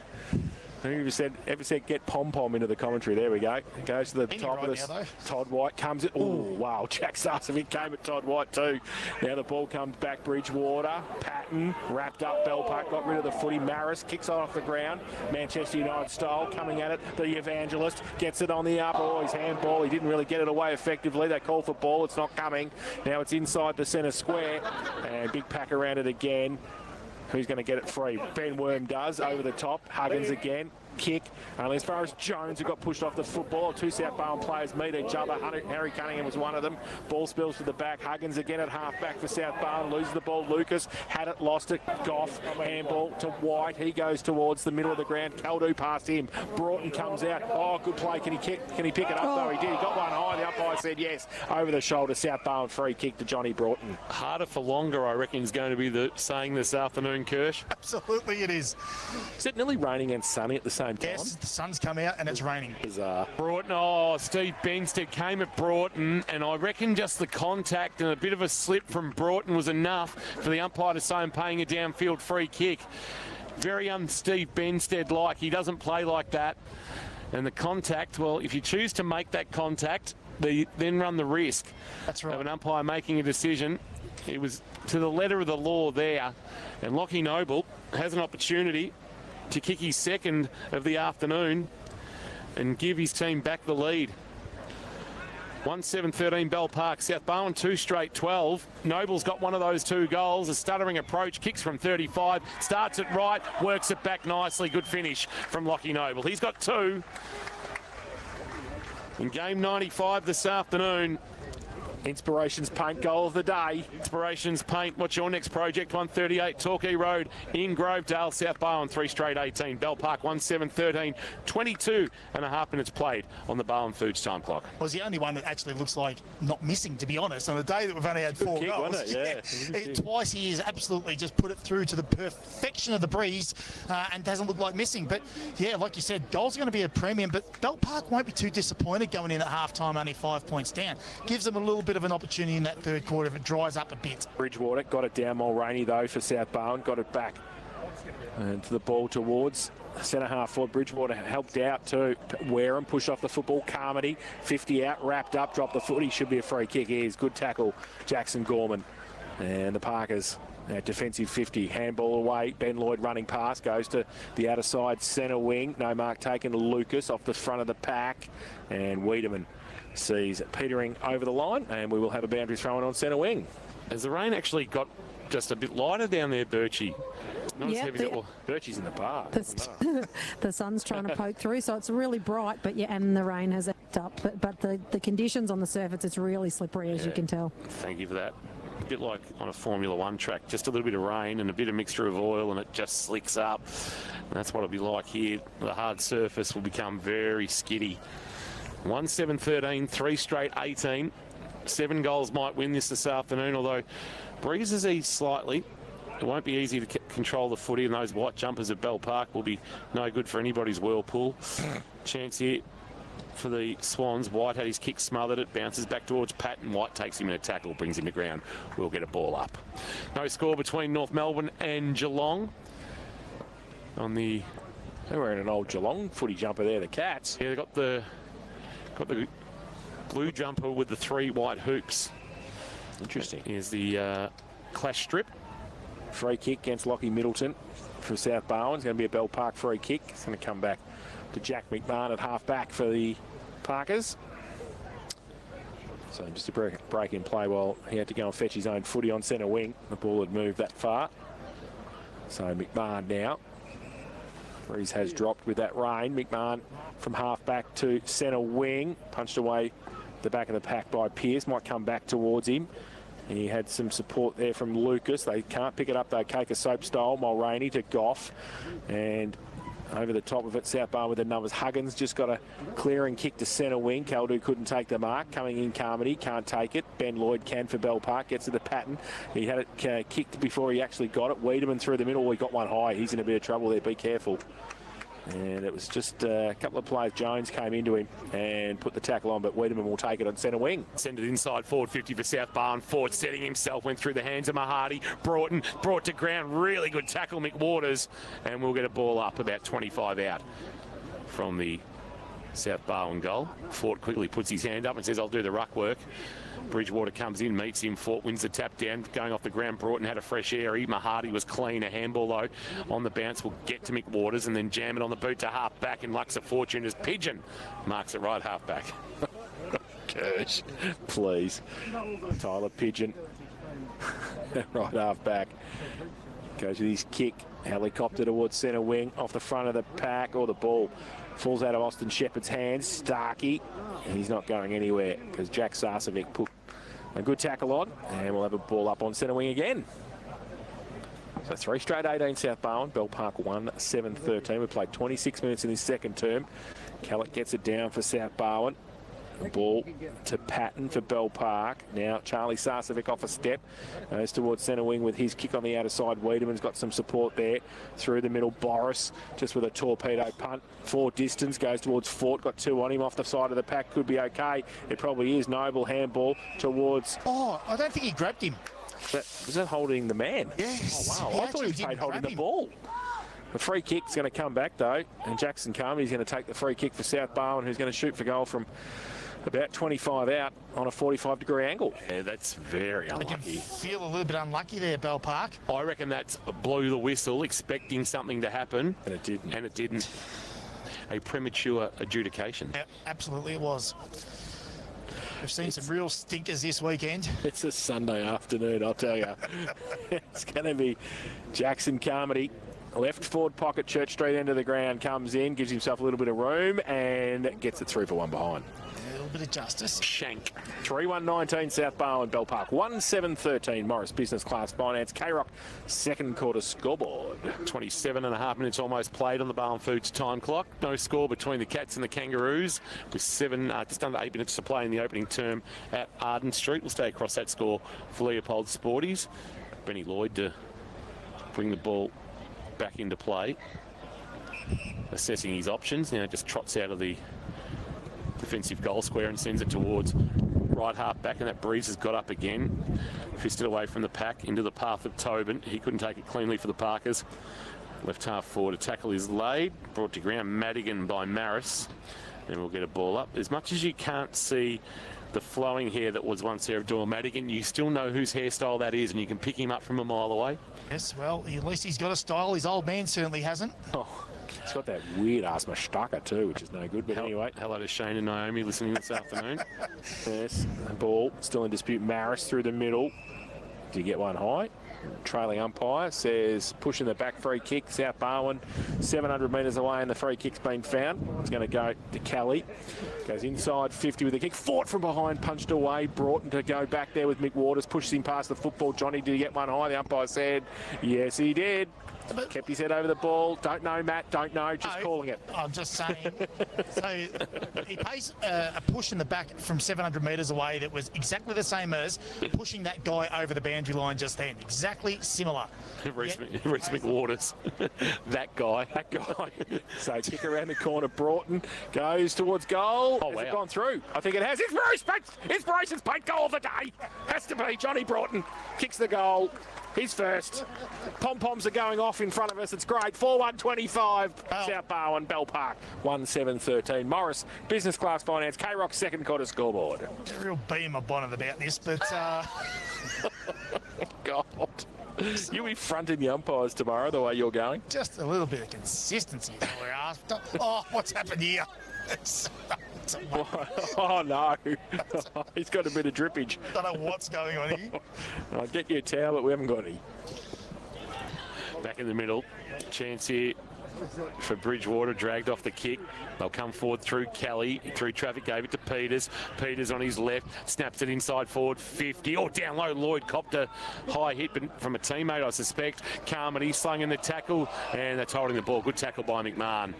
Wins the free kick for the Dragons as we approach half-time. Sth+Barwon leading by 12, and North Melbourne have kicked the first goal of the clash with the Cats at Arden Street. Geelong had some opportunities inside 50. Oh, McMahon's had his kick wonderfully smothered, diving across the boot by Carmody, forced the spillage, but Boris couldn't take it cleanly near the boundary line, and we'll have it thrown into play.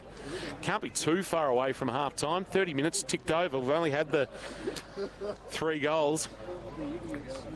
Plenty of stoppages, but the ball will be hurled back into play at left half forward. Tidy up for Kirsch as the rain drips into the van. Drips? That was... Just came from nowhere. How do you reckon the wind's going in Warrnambool or in Koroit? Warrnambool 62 at quarter time, at half time. They're 62.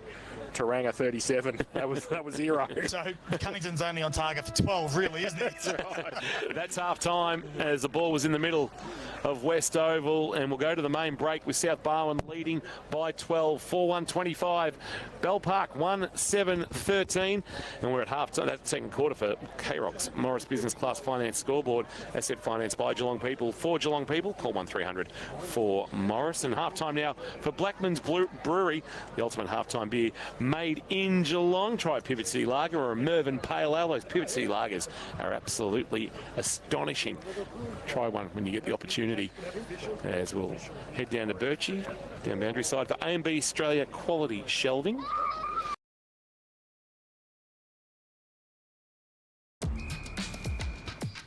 I'm running the laps you get when you're late for training. I'm doing this lap so you can get to training safely.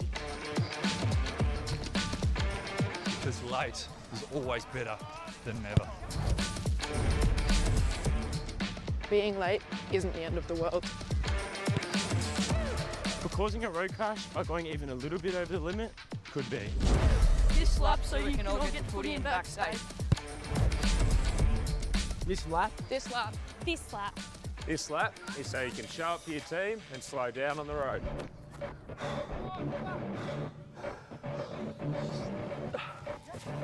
There is literally no reason for you to speed. So this lap, so you don't have to rush. Hang on. Why am I running laps? I'm retired.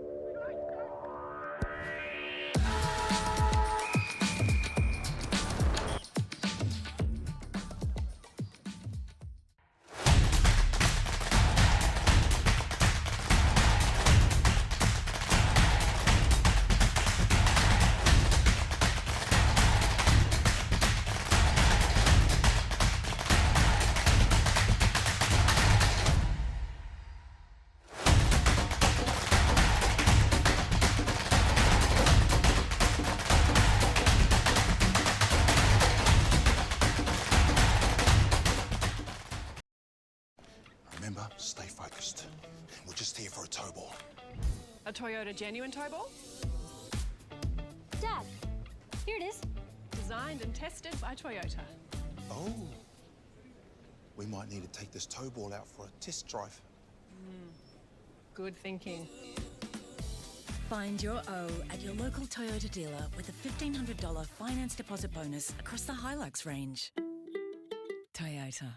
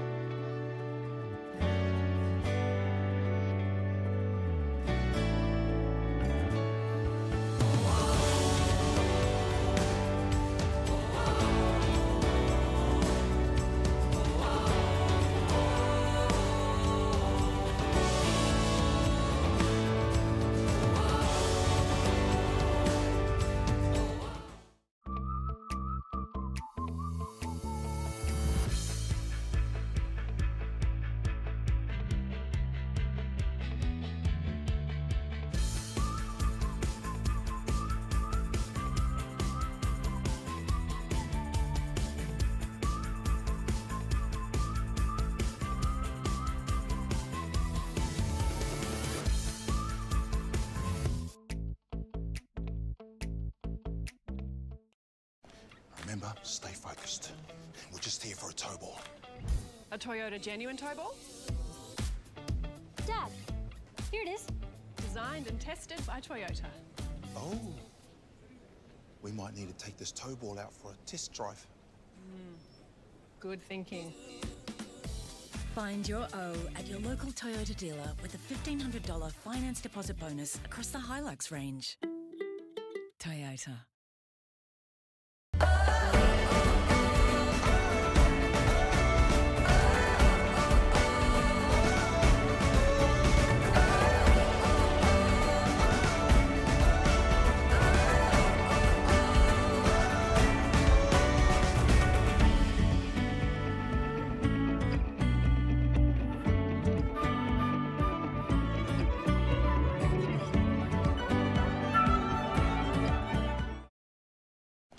Remember, stay focused. We're just here for a tow ball. A Toyota genuine tow ball? Dad, here it is. Designed and tested by Toyota. Oh. We might need to take this tow ball out for a test drive. Good thinking. Find your O at your local Toyota dealer with a $1,500 finance deposit bonus across the Hilux range. Toyota.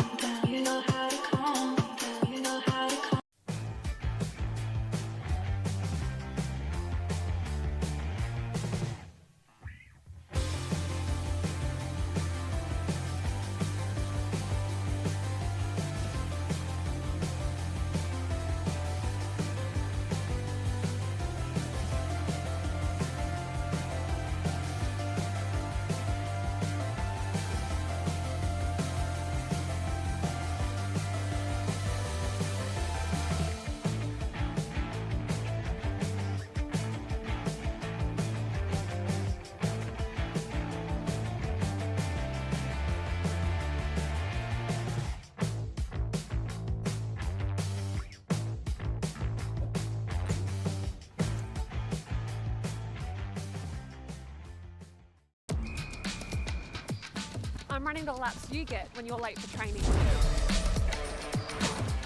I'm doing this lap so you can get to training safely. Because late is always better than never. Being late isn't the end of the world. For causing a road crash by going even a little bit over the limit, could be. This lap so you can all get the footy and back safe. This lap? This lap. This lap. This lap is so you can show up for your team and slow down on the road.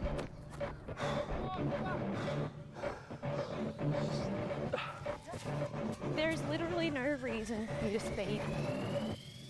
So this lap, so you don't have to rush. Hang on. Why am I running laps? I'm retired.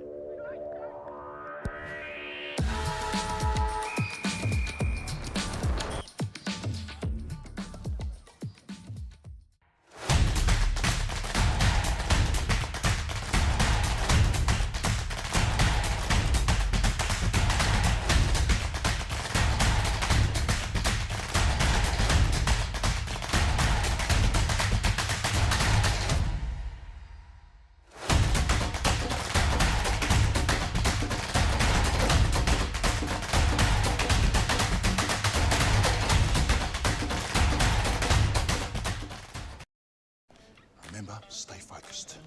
We're just here for a tow ball. A Toyota genuine tow ball? Dad, here it is. Designed and tested by Toyota. Oh. We might need to take this tow ball out for a test drive. Good thinking. Find your O at your local Toyota dealer with a $1,500 finance deposit bonus across the Hilux range. Toyota.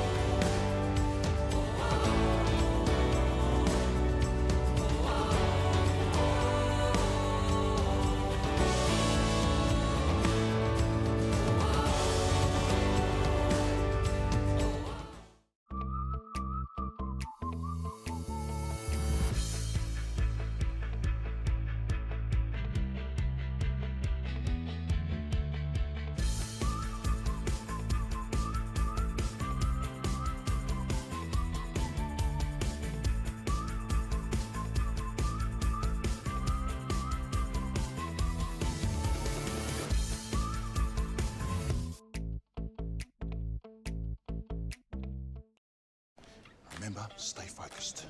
We're just here for a tow ball. A Toyota genuine tow ball? Dad, here it is. Designed and tested by Toyota. Oh. We might need to take this tow ball out for a test drive. Good thinking. Find your O at your local Toyota dealer with a $1,500 finance deposit bonus across the Hilux range. Toyota.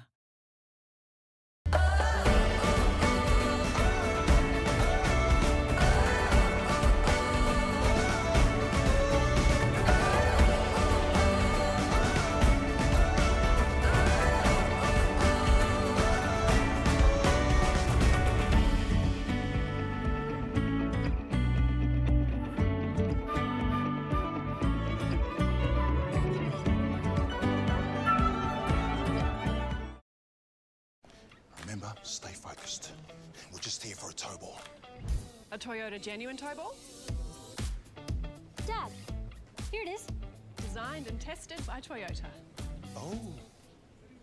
We might need to take this tow ball out for a test drive.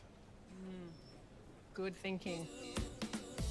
Find your O at your local Toyota dealer with a $1,500 finance deposit bonus across the Hilux range. Toyota.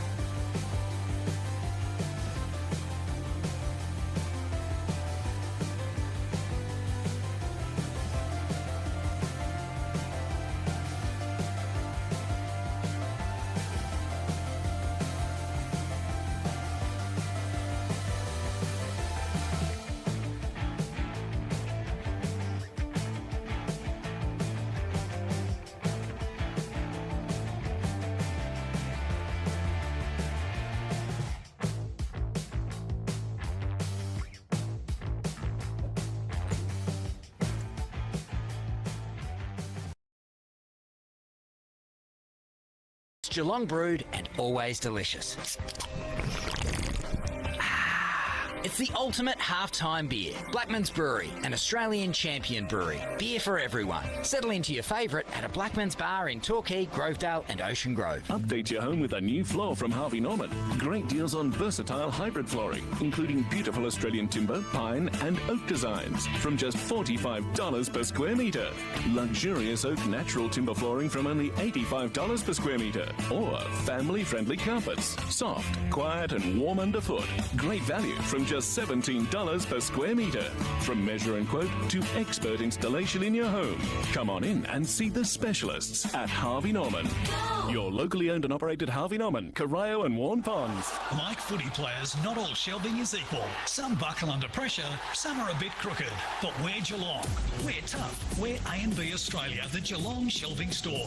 Whatever size or weight capacity you need, choose the winning team for high-quality, tailor-made shelving units. A&B Australia is the ultimate destination for your garage, office, warehouse or factory storage. See the showroom and talk to an expert. 47 Morgan Street, North Geelong. ANBAustralia.net. If your lounge room has been niggling at you, your bedroom's fighting for attention, or your deck is calling your name, then you might need to plan a paint project. And when you do, the team at your local Inspirations Paint store can't wait to get stuck into it with you. They're the Dulux approved specialists, and they've got all the paint, accessories and expert advice to make your next project awesome. Inspirations Paint. What's your next project? Inspirations Paint, Grovedale, 138 Torquay Road. Thanks to our #1 ticket holder, APCO. Fueled by APCO Cafe 24/7. The poor president of Lara Football Netball Club, Chris Spence, came over just for a quick chat, and I just wanted to know where his recruits were because St Albans are announcing some, and I think they were 3 days behind or 4 days behind with their coaching announcement. I said, you've got 3 days. I want to see some recruits.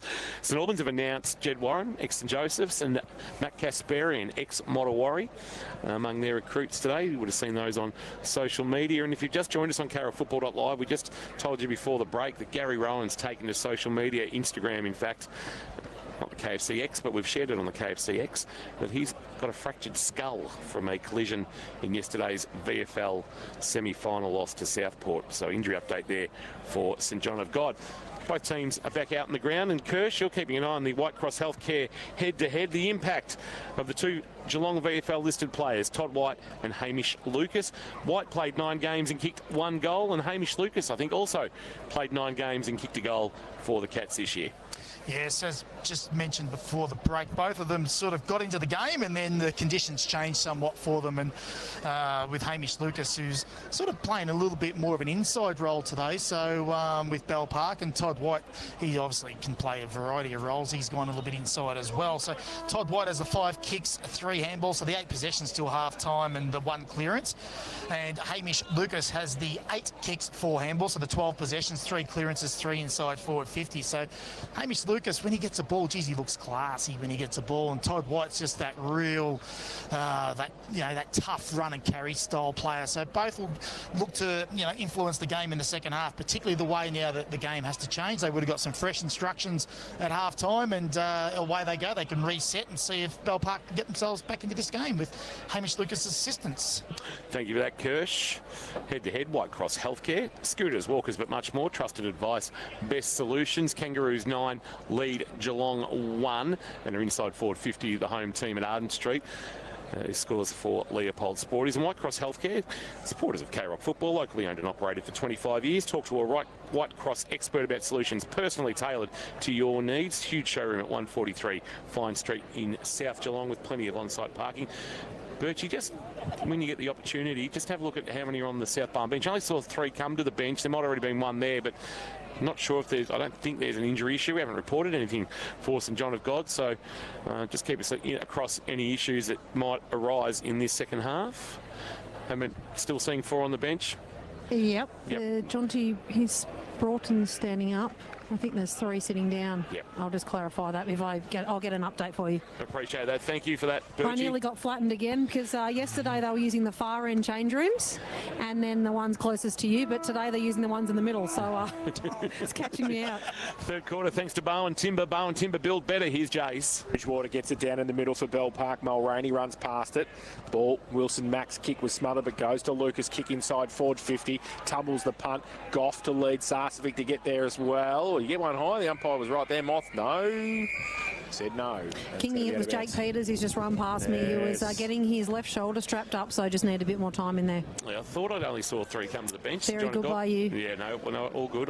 Not much gets past our No. I thought Jake actually slept with that on, that shoulder. He's had that for 15 years, Jake Peters. He never comes off his left. So boundary throw in, 40 out from the Bell+Park goal. Callett got it down. Comes back towards Kelly. His handball towards Cunningham was chopped off though by Worm. Tackle coming on, and 43 Bell+Park players calling for ball, and the umpire said, give it to me. Even the 2s that are here after losing. Ball into the air, tapped down by Callett for South Barwon. Jammed on the boot by Wilson Mack. Rolls to about 25 out from goal. Attacked by Wiedemann for the Swans. Jams it towards the outer wing. A rolling ball, foot race. Noble will lead it. They'll bounce away from him and Gorman, but Noble came again. Looped it over the top. White didn't take possession. Knocked it into the path of Carmody. Carmody a handball. Driver, 55 from goal. Shank, not surprising. Rolls through the legs of Mawson. Caldu around the corner. Rolling ball will bobble through for a behind, even if it had been on target for a goal. Charlie Sarcevic was back there playing goalkeeper, but the margin is 13. They double their score. South Barwon 4-2-26. Bell+Park 1-7-13. A minute and a half played on the third quarter. K-Rock Barwon Timber scoreboard. Barwon Timber build better. So Isaac Wareham kicking in duties this time for Bell+Park. Likes to go to the outer side. Go figure. Goes long towards centre wing, and Bridgewater takes a good mark. Only one to really fly for it, and he gives it away by hand. They go towards half forward with the kick. It's over the head of a number of them who get. Pearson got back there first for Bell+Park. Starkey dropped the footy in the tackle. Umpire said play on. Wiedemann goes through. Pearson puts the tackle on him. And 50 out from the Bell+Park goal. We're going to have a ball up. It's an interesting point you made because the kick in, no one fanned to the top attacking side. Now, they want to attack Bell+Park, but they still were happy to kick to the defensive side of the ground. From the ball up, Patton lost it in the tackle. Just been an almost day for Lockie Patton. His brother, I must say, got very excited about Leopold's performance yesterday with some of the social media that I had sent to me getting up and about. And he might have had some interesting commentary about Luke Justin on his left boot from that left forward pocket about that probably not being the ideal situation. Unlike Mitch to be vocal. Yeah. Tap down Bridgewater as he got high. Won the tap down for Bell+Park. Mulroney picked up the loose footy. Mac forced the spillage. A handball by Worm wasn't ideal. White took it and then Tobin took him in a tackle. Umpire said, give it to me. Ball it up left forward pocket. Need a goal, the Dragons. They trail by 13 in what's going to be a low-scoring affair. They need to get moving. So ball up in their forward pocket. Tobin goes up, tries to bring it down towards Petering. He's not going anywhere.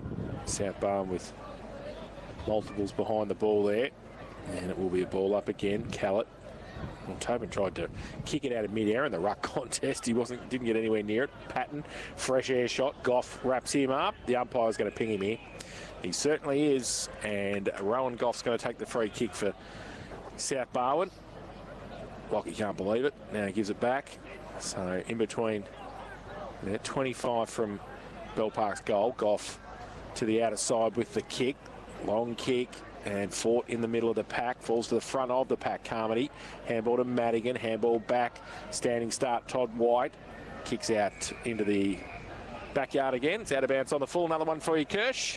Up to 8. Free kick on the outer side for Bell+Park. Curse Hire, 100% locally owned and operated. Those out of bounds stats all season long. Gorman with it, back of the wing, will drive it long into the left forward pocket. Big pack, spoiled driver, front of the pack. Madigan jams it on the boot for the Swans. Back to the middle of West Oval, and Benstead, judging it best, takes it for the Dragons. The veteran Steve Benstead playing this afternoon game, 137 after coming in from Drysdale. He's been a star.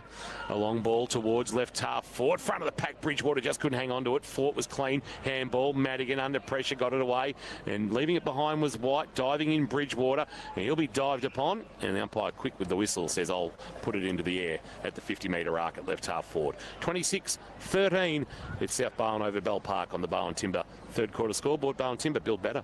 Callett got it down a couple of times. Lucas couldn't take it for Bell+Park. He can now. He's wrapped up. And the umpire says play. Oh, now he's pinged him for holding the ball. So gave him one or two types. Ethan Boris tries to pick him up as well, his VFL teammate.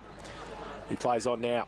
From half back goes lateral towards Stark. He can't mark it, but he's going to have to sit if he can pick it up. He can't. He taps it back towards Austin Shepherd, and I might be happy to see it over. Pearson can't keep it in.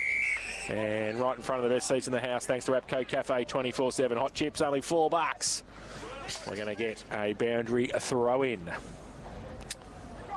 26-13, 5 3/4 minutes almost played on the Barwon Foods time clock. Sells the freshest fish direct to you, Donga Road in North Geelong, chosen by all the best restaurants in town. Try their freshly shucked oysters. Counter sales. It's hacked out of there by Bridgewater. He got good purchase too. Sent inside 50. Petering couldn't get near it. Tobin at juggle. Little pick up by Mac wasn't effective. And then he tried to pull it in. He did pull it in. Then tried to get a handball out. Heads coming in both directions. Maris, one of those. Ball spills out. Maris, left foot kick, wants Fort. Spoiled from behind. Mahadi too high. And then coming through, Hamish Lucas wanted to put some body on advantage. It's paid, and Cunningham from a standing start just had to jam it on the boot. Caldew had it spoiled by Benstead. White knocked it forward for South. Caldew was clean, but a little bit too hot for Middleton. Oh, Lucas! Oh, wow. The old-fashioned coat hanger from Cunningham. Darkratch. Cunningham arguing that Lucas ducked his head. I don't think so. Of him. Put the arm up. Didn't have time to duck his head. And he sends a kick to half forward, and it's marked by Wareham. Edge of the centre square. Isaac Wareham's got it. Lead presented by Wilson Mack. He's 65 from home, so he sits it up to the pocket. Sarsavicki's target. Spoil came. Paddy Kelly doing some good defensive work and sending it to the line and out of bounds in the left forward pocket. You don't see much better coat hangers than what was just copped there by Hamish Lucas from Harry Cunningham. Interesting straight off as well, and that's only 6.5 minutes into his rotation. So whether he's okay or whether that's just his time. So boundary throw in, Bell+Park into attack, left forward pocket. Callett from behind trying to get it towards the Evangelist. He couldn't take it with him. Callett follows up, handball over the top. Chris Hughes tried to get it out, only as far as Sarcevic though. Left foot kick. Oh, misses. It wasn't too bad either from Jack. 1 goal, 3, his personal tally this afternoon. 1-8-14 Bell Park. South Barwon 4-2-26. Similar score to what their reserves kicked. Yes. That was Charlie you kicked. Was that Charlie? Yeah, Well, sorry, my apologies. Barwon Timber, K-Rock. Third quarter scoreboard. We'll give it a Charlie instead. Yep. So Starkey runs out of his defensive goal square and drives a beautiful ball to Callett, who marks it right half back, turns and kicks quickly, sends it forward, but not a great kick, and back with the flight. Lloyd, judging it best, takes it on the mark for the Dragons. He can go laterally to McMahon. He decides to ignore that, but that would be the way to attack, wouldn't it? I would have thought. And Lloyd just mungs it off the boot. It's going to work out okay, although Petering dropped a chest mark, and then as soon as he took the footy, he was taken in a tackle and the ball spilled out. Cunningham was being held and he won the free kick. Just don't know why they didn't switch to McMahon and then look to attack this side. Short kick. Hughes on the juggle took a nice mark as the wind gets up again. He turns, kicks quickly. Caldu, Benstead coming across defensive spoil. Lloyd, front of the pack. Here's McMahon sending a kick to the wing. Nobody there though. Ball sits up okay. Chance here for Starkey to send it back from whence it came. Starkey goes short. Milton stood in the tackle. He couldn't take it. Needs some support. Pearce for Bell Park. It's on centre wing. Short little kick. Huggins against Sarcevic. Gives it on the outside. But Riccardi, 55 from goal. It has to slide through for Oscar. Which way is it going to be? Oh, right on the line. Great play, Jack Driver. And he went over the line with the ball, nearly in hand, and through for one behind to Bell Park. They go to 1-9-15, South Barwon 4-2-26. And that is on the Barwon Timber K-Rock third quarter scoreboard. Something pleasing about a Riccardi on the burst though, isn't there? Absolutely there is. Just needed the mullet, big curly mullet flowing. Very aesthetic. Peters wants to bring it broadcast side, and that's what he does now. Rowan Goffey's target, and Wilson Mack stood under it though, front position, took the mark. He's a long way from home though. Intensity just gone up slightly. Mack, 60 from goal, sets it up to the goal square. What's he got? It spoiled away from the defence by Driver. Front of the pack, White had a fumble. Maris wrapped him up without the footy potentially. Maris came again. Handball, Pearce, Mack. That's very unrealistic, that attempt to snap a goal, and he's put it over the fence and well marked on the chest by the gentleman in the red hoodie. And it'll be a free kick to the Swans in the left back pocket, and Boris will take it. Just, they're making their move, the Dragons, but they've got to convert and kick goals and try and have a lead at three-quarter time. It's a great mark, and then he hit Ethan Boris up. Can we get him on the ground? Perfect. The Boris short to Middleton, inside defensive 50 for the Swans. Long towards Callett. Bridgewater, big punch away over the boundary line. Defensively, we'll have a boundary throw in centre wing. You're right, they are making their move, but they're not potent up forward. They just haven't got that ground crew that can kick goals. They're aerially not strong. If Jack Sarcevic ain't kicking them, then where are the goals coming from? That's what you feel at the moment. Ball from the ruck contest to the side. Cunningham. Maris puts him to the ground. The umpire will come in and ball it up. They need to do something completely different, I reckon, Kirsch. Like put Steve Benstead there or something. Well, he's the only one. He's the best marker in the league, just about, isn't he? So, look, you know, Rob Peter to pay Paul, but you've got to win it. Well, the other end's only the first quarter 4 inside forward 50s. The second quarter only 3. This quarter only 2. So the ball's not going in the back half or their back half a lot. Ball in dispute. Caldo got it out. It might come now because Fort comes across half forward, kicks it inside 50. No mark taken. Diving effort from Bell Park. They go across half back. Wiedemann chops it off for South Barwon. Up the chimney with the kick. Cunningham there. Benstead through the middle. He's not getting through that. 3 South Barwon players. And we'll have the ball up. 40 out from the Swans goal. So 4-2-26 the Swans. Bell Park 1-9-15. We played 11.5 in this third term. On to the Barwon Foods time clock. There's going to be a free kick in the ruck contest. Going which way? It's going to Fraser Fort, who just walks back with some sort of authority as if to say, well, I know it's my free kick, and I'm going to have a shot at goal, although into this breeze might be challenging for the veteran. He sees the man on the mark standing about 45 from goal. Ben Worm, I don't think enamoured with the decision that came. Wasn't impressed, was he? And Fort will kick from right on 50, a driving kick. He's pulled it to the left and going for distance, and it's through for a minor score, and the margin is back to 12. As it was at half-time, 4-3-27 Sth+Barwon, Bell+Park 1-9-15, 12 minutes played in this third quarter. Barwon Timber third quarter. Built better with Barwon Timber, Fellmongers Road in Breakwater. Check out barwontimber.com.au. Ben Lloyd, the footy at fullback for the Dragons. Plays on.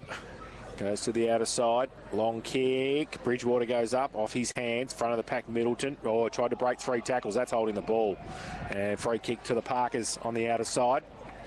And I want to move it quickly. Fraser Marris put that tackle on.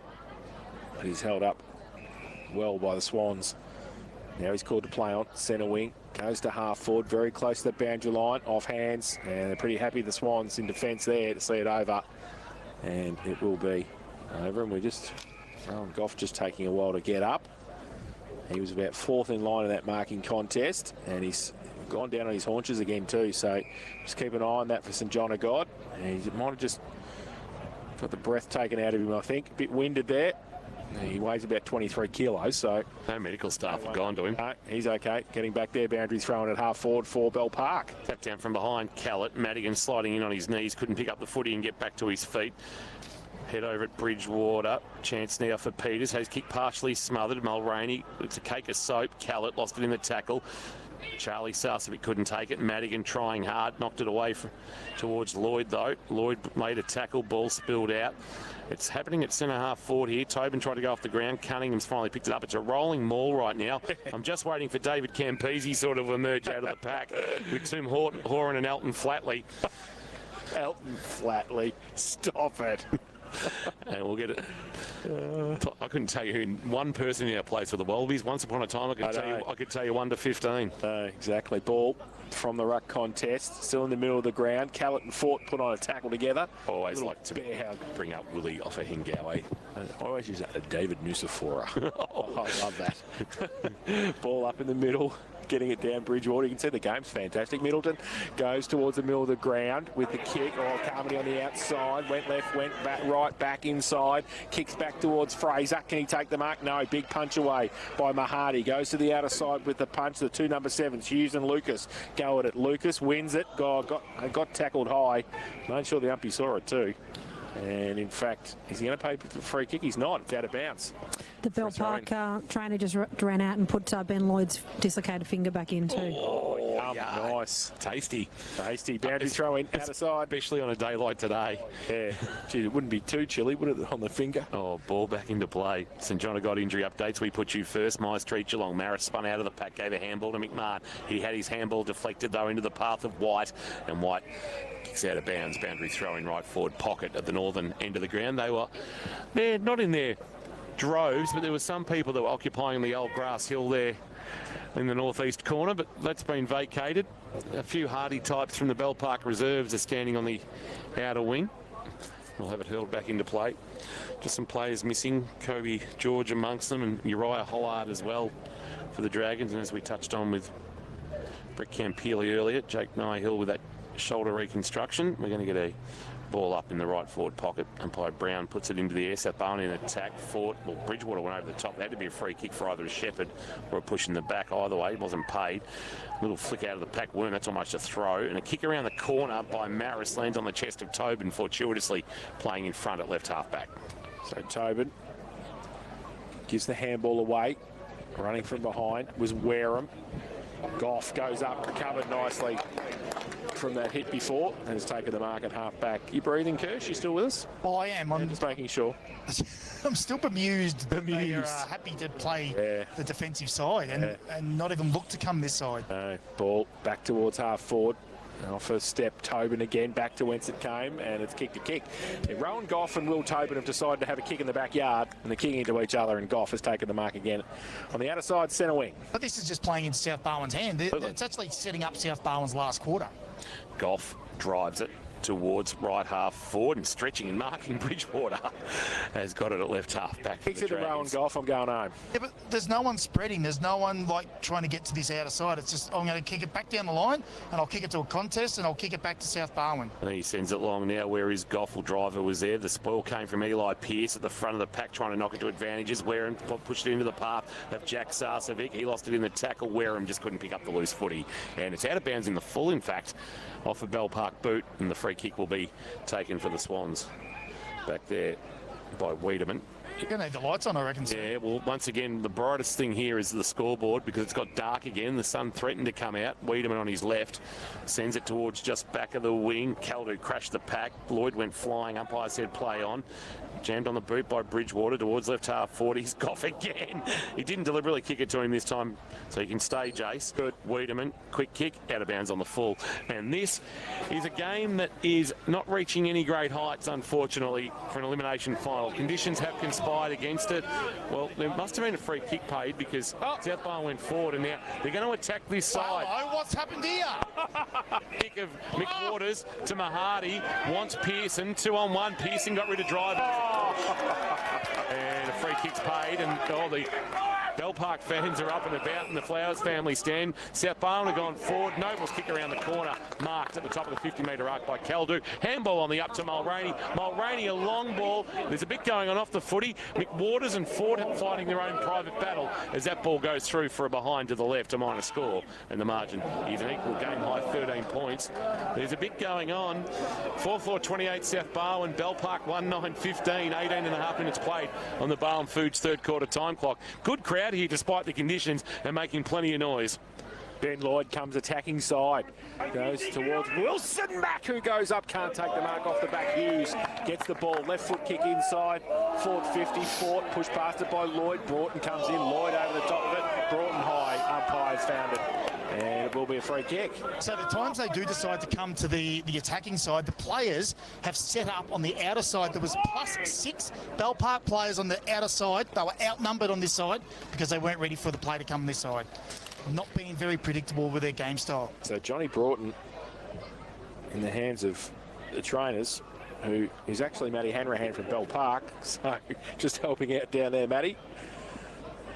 Johnny's got the ball and will shoot for goal in the left forward pocket, northern end of the ground, about 30 out. He's going to go on the J curve. He comes out, right foot kick, and he has pushed it across the face of goal. And easy mark in the end for Bridgewater, the last line of defence for Bell+Park, and he's going to go down the line. High kick towards half back on the outer side. No mark taken by Pearce. Falls to the back. Goff gives it away to Starkey. He gives the handball towards, well, back to Jake Peters. Off a step, lights on it to West Oval as well. Foot in the middle, takes the mark. Fraser. And will shoot for goal from just on 50, directly in front. We haven't had a goal in this quarter, have we? No. No, we have not. No. We're going to have a short quarter then. Three behinds and 2. We are owed some time by the GFL. Yeah, give us a couple of time, a couple of minutes back. So Fraser Fort. Oh, no, you're not, because you disappeared. No, I did early. Yes, I left you in the lurch. Sorry. Fort comes in, right foot kicks. Oh, wow, well, he's put that into the arena. So that's the arena. The arena. That's gone that far to the east of the ground. Out of bounds on the full. I said before we won't break the record of 16, but we're up to 11. There's every chance we're going to break the record. Well. And we've got a quarter and a bit to go. So we are tracking okay at the moment. How many goals has Ben Cunnington kicked? Yeah, because that's actually probably... Oh, yeah, that'd be three-quarter time, just about. Lockie Patton, left back pocket. 10, I'm saying. A high ball to half back, Mahadi and Bridgewater. Bridgewater played spoiler ball at ground level. Jammed on the boot by Starkey, but the kick was smothered at the 50-metre arc. It goes underneath the pack. Maris is there. We'll get a ball up. How many for B. Cunnington? Just 6. Ooh. And who's leading that first? I'm guessing first semi-final. It is Warrnambool 76, Terang Mortlake 45. Okay, so 29-point lead there for the Blues. Kelly might have got one high. Umpire didn't see it that way. Handball around the corner towards Patton, who tried to get it back from whence it it came. Might have been Gorman. Now quick kick around the corner. Maris on his left boot towards half forward, and that rain has got heavier. Huggins might be ideal for the Bell+Park, although that kick of Huggins not great. Bridgewater on his chest, right what he would normally take in the dry. Probably wouldn't have taken it on his chest in the dry, to be honest. Handball out of the pack, clearing kick. Involved with Tyler Pigeon, now to half forward. And Huggins back with the flight. Is that a mark? No, not paid. Oh, wow. Umpire says give it to me, I'll ball it up. And Birchie, for A&B Australia Quality Shelving and South Point Garden Supplies, you are getting saturated, I suspect. Yeah, the drips are running off my little visor here. It is the heaviest it's been all day. Breeze has dropped. Leopold Sporty's ideas, anyone? The TV evangelist, I think, at the moment. Absolutely. He's going well. That's Yes. right. I was chatting to a South Barwon player down here, one of your favourites, Kingy, and I asked about the breeze and, you know, the frustrations of South Barwon not attacking from this side and what we're seeing from Bell+Park. Must be the new age coaches. They don't care about the conditions so much. Just play your game style.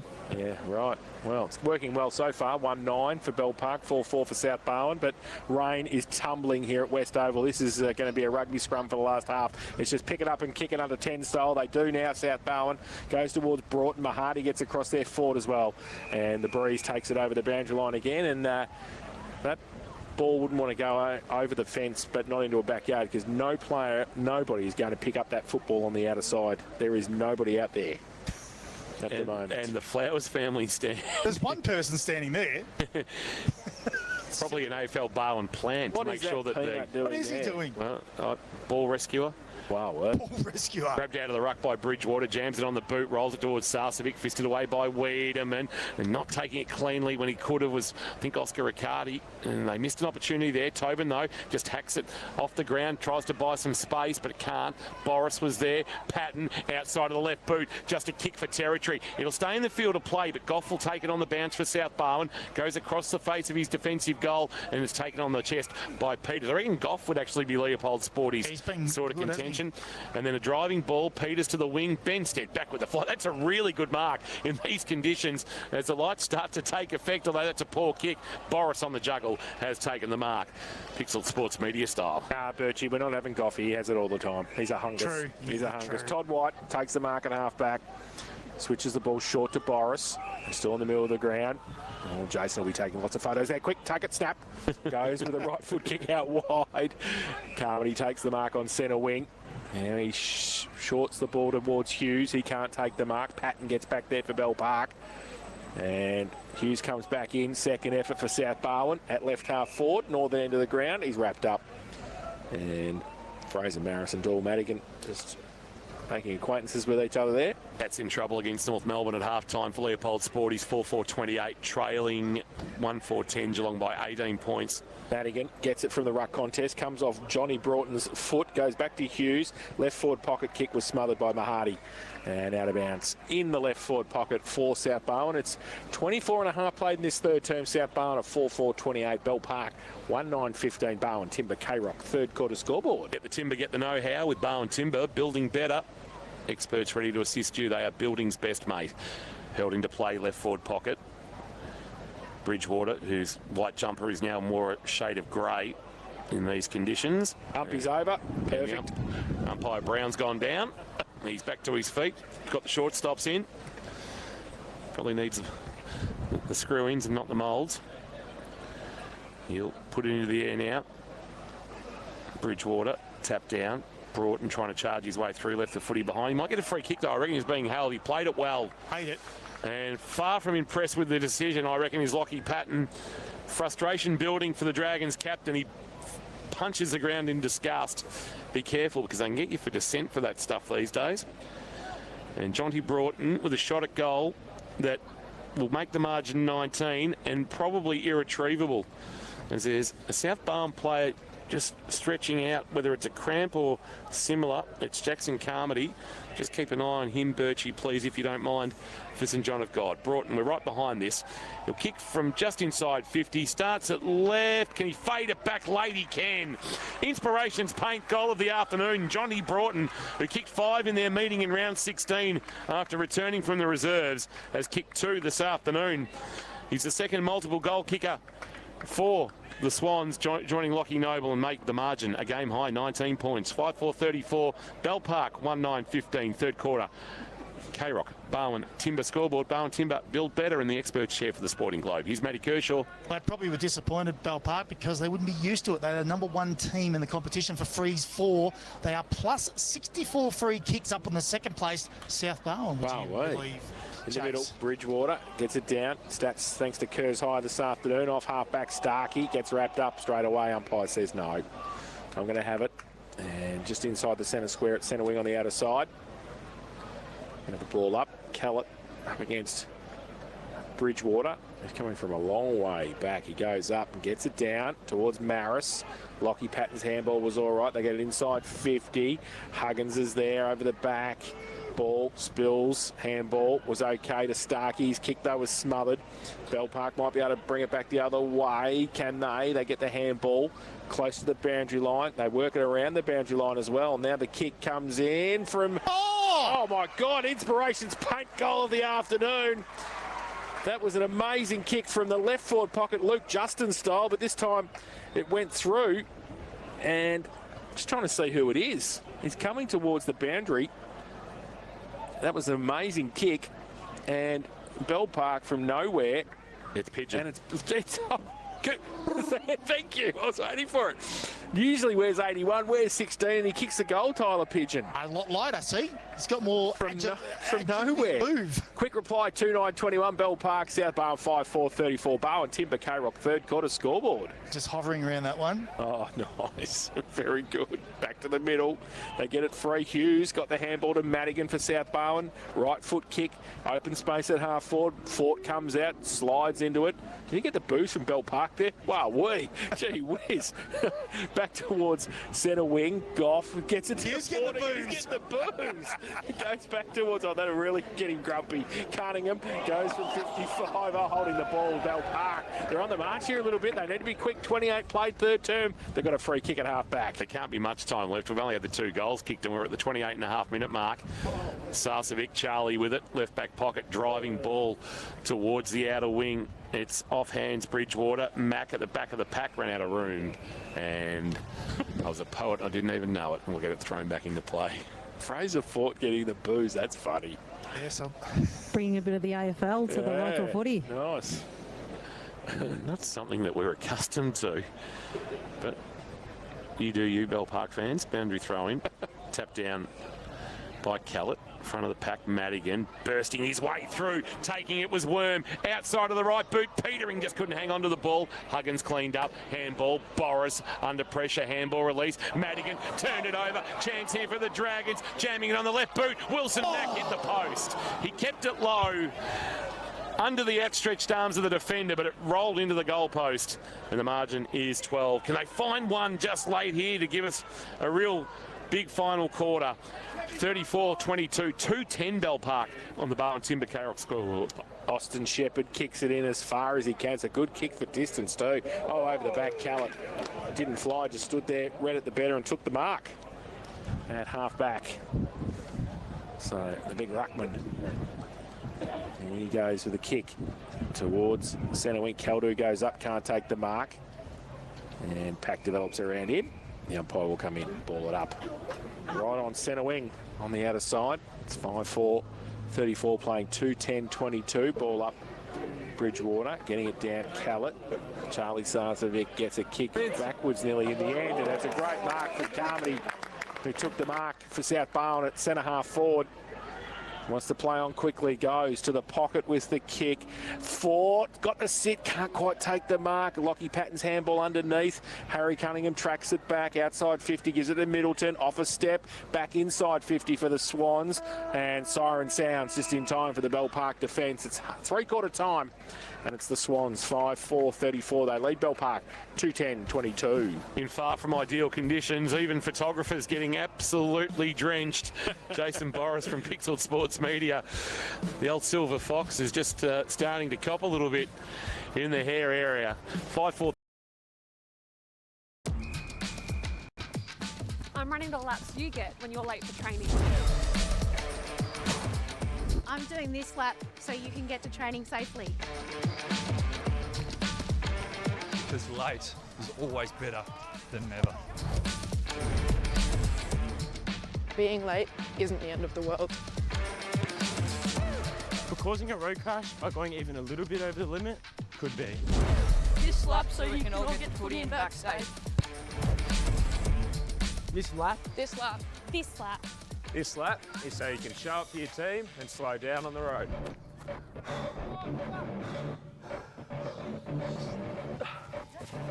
There is literally no reason for you to speed. So this lap, so you don't have to rush. Hang on. Why am I running laps? I'm retired.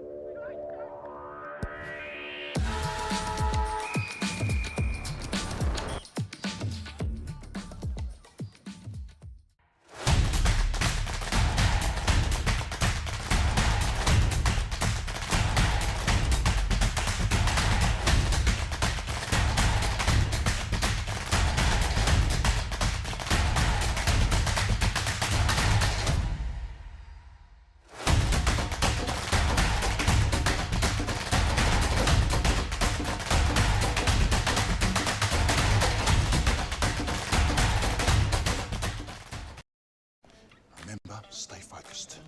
We're just here for a tow ball. A Toyota genuine tow ball?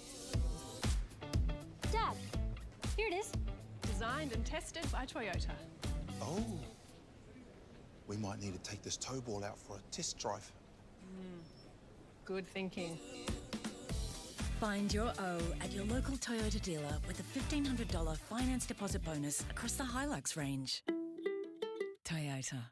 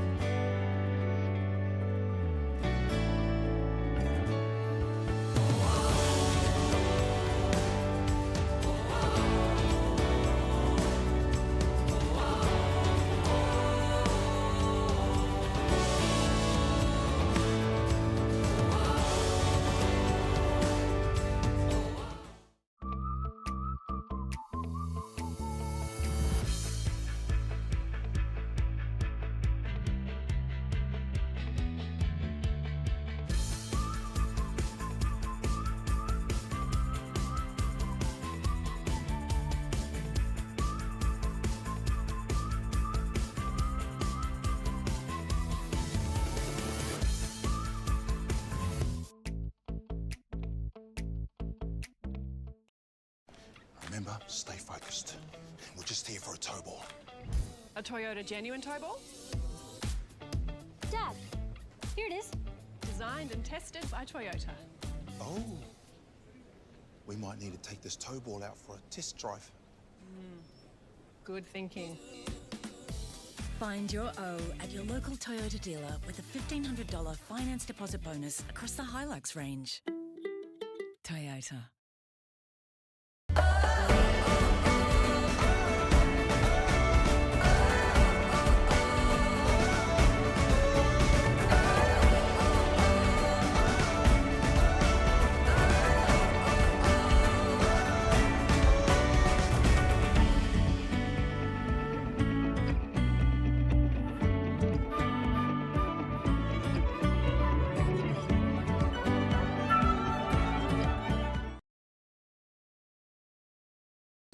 They've just got to hit the scoreboard. They've only kicked the 2 goals for the game. They've had several opportunities, particularly in that first quarter when they kicked 1-7. So that's where the game slipped by them a little bit, and maybe a little bit of game style kicking on the defensive side too many times. But for Sth+Barwon, obviously they've just got to keep the ball inside forward 50 and lock it in their forward half. They've got the intercept markers behind the play, so they can set up defensively really well behind the ball and just continue to repeat forward 50 entries. Bell+Park, they've just got to go for it here. They've just got to probably use the corridor a little bit more, not use that outer side. Don't play so defensive. What's it matter if you lose by 50 points or you go down swinging? So I think they'll throw everything at Sth+Barwon for the first couple of minutes, but Sth+Barwon will be just a little bit too strong and run away with the game, is how I feel. You're not playing for percentage here, are you? No, you are not. Kate Sermon just had a really tight snap on goal, but it's hit the post for the Cats. 1-6-12 now, trailing North 4-4-28. You've got to take your opportunities against a team like the Kangaroos. Geelong don't want to go 0-2, but they're probably going to in what is a compressed season, only 11 games. And big ask, the Cats next with a clash against Carlton, I believe, next Saturday or Sunday afternoon, as around week 3 of the AFLW season. Other around the ground scores earlier today. Richmond defeated the Giants and Carlton beat the Gold Coast by 11 and 1 respectively in AFLW action. St Kilda playing Sydney this afternoon at Moorabbin. The Swans coming off a good first round win over Collingwood, but St Kilda streeting them at the moment 30-7, and the Falcons girls are through to the last 4 in the Talent League 66-37. Sth+Barwon have broken from their huddle. Bell+Park have got plenty of people around their huddle at the moment. And James Saker, maybe his last address for the season. James Birch is down boundary side for A&B Australia Quality Shelving and has got the coach of Sth+Barwon all rugged up. Mark Neal, down to you, Birchie. Yep, the zipper's gone right up on Neildy here. Neildy, it's just been one of those really contested games. These conditions are really, really tricky. Been a tough day for the tall forwards. It's going to be about those smalls getting to work in this last quarter. Yeah, absolutely, Birchie. I think all 44 players that have played have put up a good show. It's just tough conditions up here, and it's just been contest to contest. And what I loved is you sort of went back to some basics, having watched coaches over the years with their addresses. You're like, a couple of really key pointers, no stuffing around, just get that ball moving forward. There's 30 minutes of footy left, and you've got your noses in front, and that's the way you're going to stay there. Yeah, I've been doing it for a while. I think I might have, and when I first started doing this, I might have got elaborate, might have confused the players a little bit, but I've worked out, can't do that. Well done, good listen. Okay, see you next. Bye for now. Get ball forward, kick goals. Yeah, that was on his whiteboard, I reckon. I look forward to talking to Mark Neal after the game. It was, James it was Saker. hand to foot and get it going forward. There you go. Final quarter for Harvey Norman Electrical. Here's Jace. Bridgewater gets it down to Patton for Bell+Park. They go to half forward with the kick. Wilson Mack kick around the corner. He goes inboard. Wiedemann for Sth+Barwon, clearing kick. Attacking side of the ground. Bounces out towards Carmody. Keeps it in front of himself. Can he pick it up? He can. He gets a kick around the corner high. And will it still stay in the field of play? Yes, it will. Bridgewater can't take the mark. And Lockie Noble happy to see it over for the Swans. We're going to have a boundary throw just forward of centre wing for Bell+Park. Oh, boundary umpire's arms over this side to be fresh. Absolutely. Haven't done much work, have they? We'll have it hurled back into play. Forward of the wing. Favouring the Dragons. Broadcast side lights on here at West Oval. Callett the tap down, tried to flick it back into the corridor. Peters over around the footy, opens the door here maybe for Patton, who went to ground. Kick inside forward 50, attacking it but not taking it was Mack. Chance here to clear, jamming it on the boot and sending it wide was Wiedemann. Wanted Fort in a one-on-one, knocked away from him by Jones. Big ask for the youngster against the veteran star. Ball rolls to the boundary line. Wareham got low and saw the ball out of bounds for a boundary throw in at left half forward. Fort. Oh, is it pushing the back going which way? It's against Fraser Fort. That will make him even more grumpy. And the crowd gets involved as well. Free kick with Wareham at right half back. Wareham now, right foot kick towards centre wing. Holds up in that breeze. Big pack there. He's going to be able to pick it up. Goff, he's over the top of it, tried to get the handball away.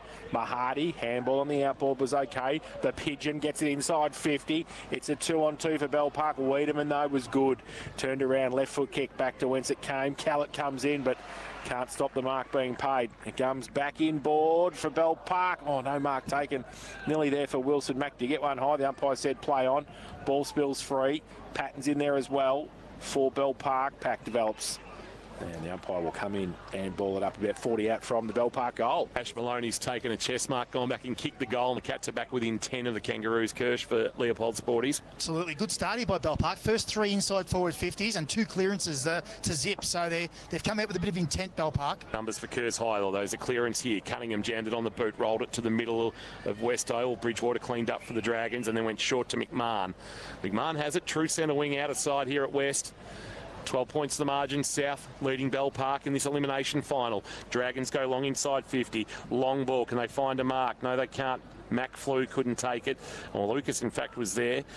Chance here for Petering. Ricochets off boots. Driver. Handball. Peters kick smothered. Double fist forward for the Swans towards Cunningham, who'll just throw it on the boot. Kick for territory, just hacks it. It'll bounce and sit on its point and open the door for Broughton, although Jones got him in a good one. Ball spilled out, holding the ball. Big tackle from Matty Jones.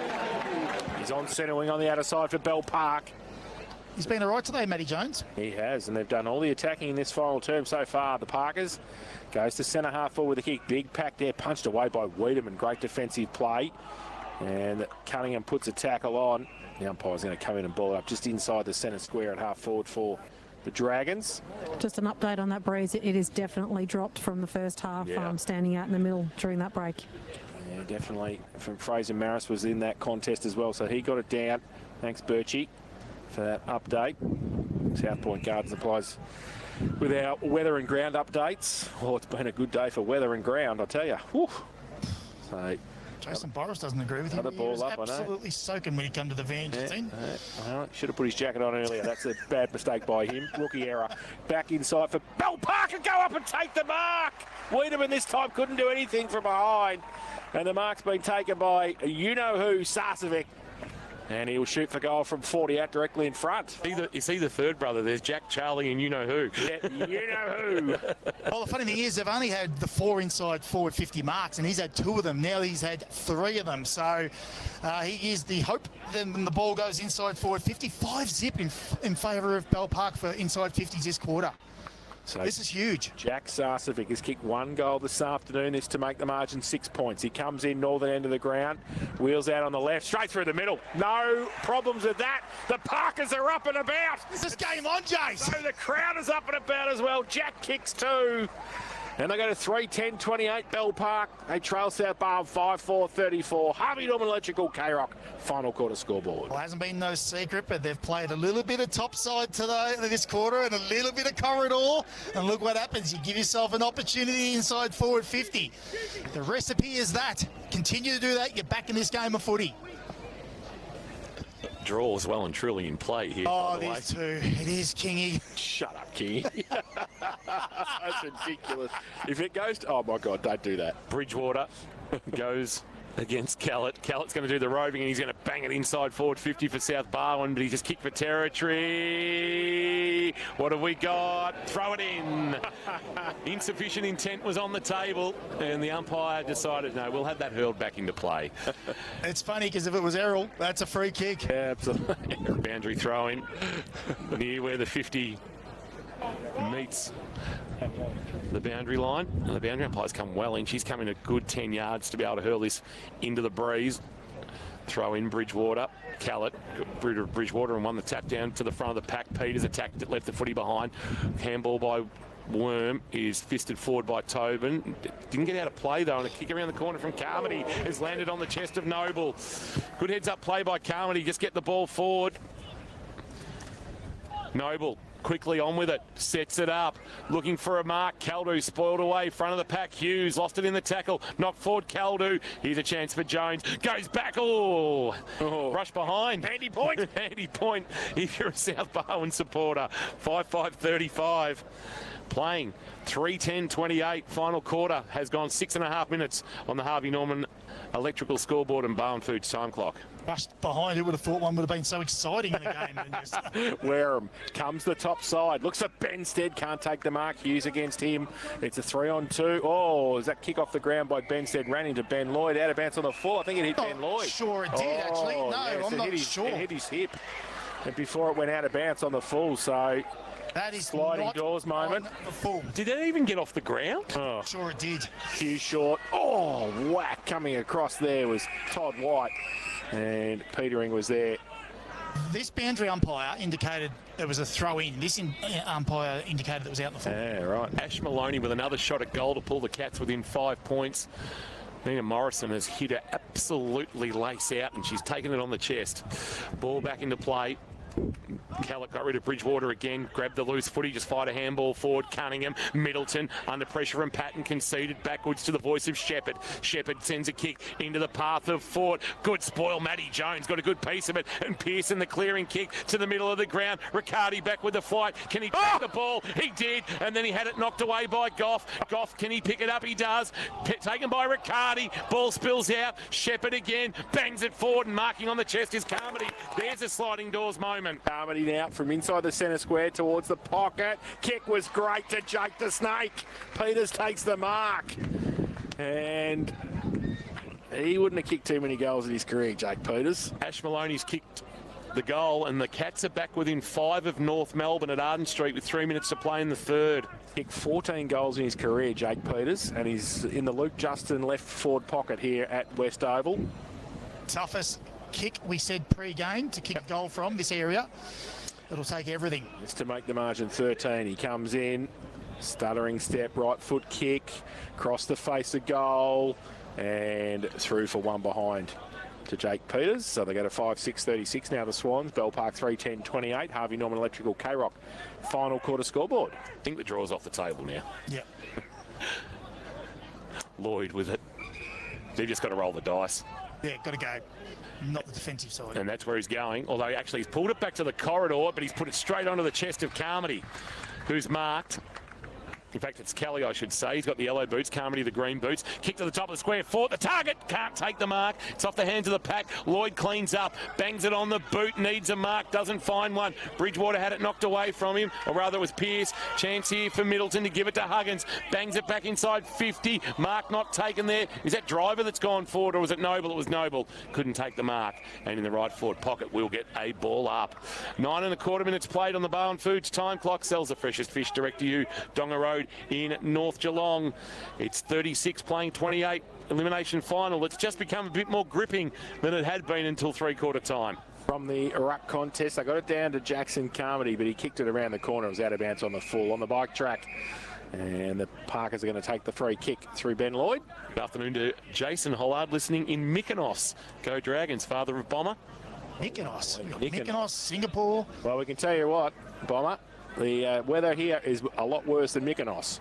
It's been bloody terrible here, but it has got a little bit better in this final term. No rain, and the wind has died a bit. Now Ben Lloyd goes towards Ollie Bridgewater, falls to the front of the pack. Tobin's in there, handball on the up to Bridgewater, back to Pearce. His kick was partly smothered. Goes now Middleton, just gets it on the boot towards the top of the square, off the back of the pack. Fought Carmody there as well, punched through, rushed behind to Sth+Barwon. So they go to 5-7-37. They lead Bell+Park 3-10-28. And that's on the Harvey Norman Electrical K-Rock final quarter scoreboard. Desperation from Wareham. Lloyd got underneath it, a little lob wedge, but it's actually going to work out all right. That's not a front on contact or a mark. It should be, and it is to Pearson, who was met by Caldo. Went to handball Pearson to Wareham, but held it back, and that might have been the smart move. Pearson. Tumbling punt, really tumbling, and White has marked on the chest next to the boundary line for Sth+Barwon. Wasn't a great kick. It's just got a little bit lighter here, but the lights are on. And the rain has stopped for the moment. White, a kick back towards half forward. 40's target off the hands of the pack. Knocked forward, might have been Noble into the path of Carmody. Couldn't take it. White went down. Mulroney went down low. He was stripped of the footy as he tried to pick it up, and we'll get a stoppage in front of the scoreboard. Sth+Barwon 37, Bell+Park 28. Final quarter, 11 minutes played on the Barwon Foods time clock. And the Cats within 5 points of North Melbourne inside the final minute of the third quarter, and I think the ball inside their forward 50. The ball goes to the side of the pack, and getting that was Pearson for Bell+Park. It's still inside Sth+Barwon's forward 50. We're going to have another ball up. So Bridgewater got it to the side of the pack. Maris, Mulroney, he gets it on the up. Pearson again. Cunningham puts the tackle on him. Umpire will come in and do some more work. Could only suggest that Hamish Lucas may be carrying a bit of an injury. He hasn't gone on the ball at all this quarter, and he's played forward for the whole 11-12 minutes. Ball from the ruck contest. Tobin over the top of it. He can't pick it up, tries to tap it on. Coming the other way, Kelly got a trip. Umpire said play on Cunningham. Kick around the corner, in towards the pocket. And Lloyd seeing it over the line for Bell+Park. Left forward pocket for Sth+Barwon. And they are in attack, and they lead 37-28. Harvey Norman Electrical, Warren Ponds and Corio, same day delivery, 7 days a week. Two great locations, Corio and Warren Ponds. Final quarter action, 37 plays 28. Pigeon comes back onto the ground, Kirsch. Held back into the play. Caldo wins the tap down. Ground level, Middleton couldn't pick it up cleanly. And underneath that is a dragon who was dragged to ground. There's a fair chance we can't win an award when he does stuff like that on our broadcasts. The last man up there is Charlie Sarcevic. With what? With doing that. Ball into the air. Tap down Bridgewater. Clearing kick by Pearson to half back. It bounces at the feet of Callett and bounces away from him, but clean was Shepherd. Threw it on the right boot and kicked it over the fence and out of bounds on the full, and it'll be a free kick to the Dragons in the right back pocket. They've just been hemmed into this quarter of the ground, Bell+Park, as they try and find a way through to find a goal to pull them within a kick and really set us up for a big finish here in this elimination final. Farewell to season 2024 for the loser. The winner, a meeting with St Mary's in a week's time in the first semi-final. So Pearson, Bell+Park, a bit straighter this time with the kick, off hands, front of the pack. Benstead couldn't take it, falls to the side. Now Todd White off a step, high kick, inside 50, fought, big thump away from the side of the pack, but it falls for Sth+Barwon. And now Carmody around the corner, in towards the goal line. Sarcevic just throws it through for a rush behind. Goalkeeper style again. And the Swans go to 5-8-38. They lead Bell+Park 3-10-28. Harvey Norman Electrical K-Rock final quarter scoreboard. We played 14 minutes on the Barwon Foods time clock. Not quite Mel Michael from about 25 metres out kicking it back through, but fairly deliberate all the same. Wareham straight up the middle. Lloyd went with a fist, bought 25 metres, but playing behind the footy is Driver, although they're going to come at him hard. So he turns and kicks quickly and kicks well onto the chest of Middleton. There were 3 Dragons circling, but he managed to find Middleton with the kick, who now sends it inside forward 50. Caldu sets himself. Up went Bridgewater. He couldn't mark for Bell+Park. Caldu tried to get it forward, knocked back the other way. Mulroney, Wiedemann, Kelly through traffic, lost it in the Benstead tackle. Mawson barely called him this afternoon. Mulroney a handball. Wiedemann out of the pack, left foot kick. Where's Fort? Good spoil Jones. Here's Fort with a left foot snap, but missing everything and rolling it out of bounds for a boundary throw in the right forward pocket. Margin stays at 10, 5-8-38, plays 3-10-28, final quarter, Harvey Norman Electrical, Warren Ponds and Corio scoreboard as we approach 15 minutes played in this final term. They need the next goal, Bell+Park, or this is it. Yeah, well, we've gone 15 minutes now, so... They've got to get it somehow in their forward line. Yep. It's in Sth+Barwon's forward line. Fraser Fort in the ruck contest over the back. Tap down to Fort, left foot kick towards the top of the square. Ben Lloyd with a clearing kick to the outer side. Half back flank for them. Boris does well. 50 from goal. Spears it back in. Oh, Lloyd, great mark. Hamlin hanger. He had to run at it. Nearly hit him in the face. And he gets it out wide. They run. Jones goes with the kick long. Over the back. Which way is it going to go? Sth+Barwon at the back. They've got the numbers, but can they pick the footy up? They can't. Goes towards Wilson Mack. Huggins behind him. Goff comes across it. Oh, Rowan Goff. Great handball over the top. Paddy Kelly. And it was a great pick-up as well. And danger averted for Sth+Barwon. They get it to centre wing on the outer side for a boundary throw in. The sense of theatre, we'd love a Bell+Park goal. Absolutely, we would. The first 5 inside forward 50s, Sth+Barwon have had the next 10. Yeah, Kerrs Hire, 100% locally owned and operated in Geelong. Boundary umpire will hurl it back towards the edge of the centre square.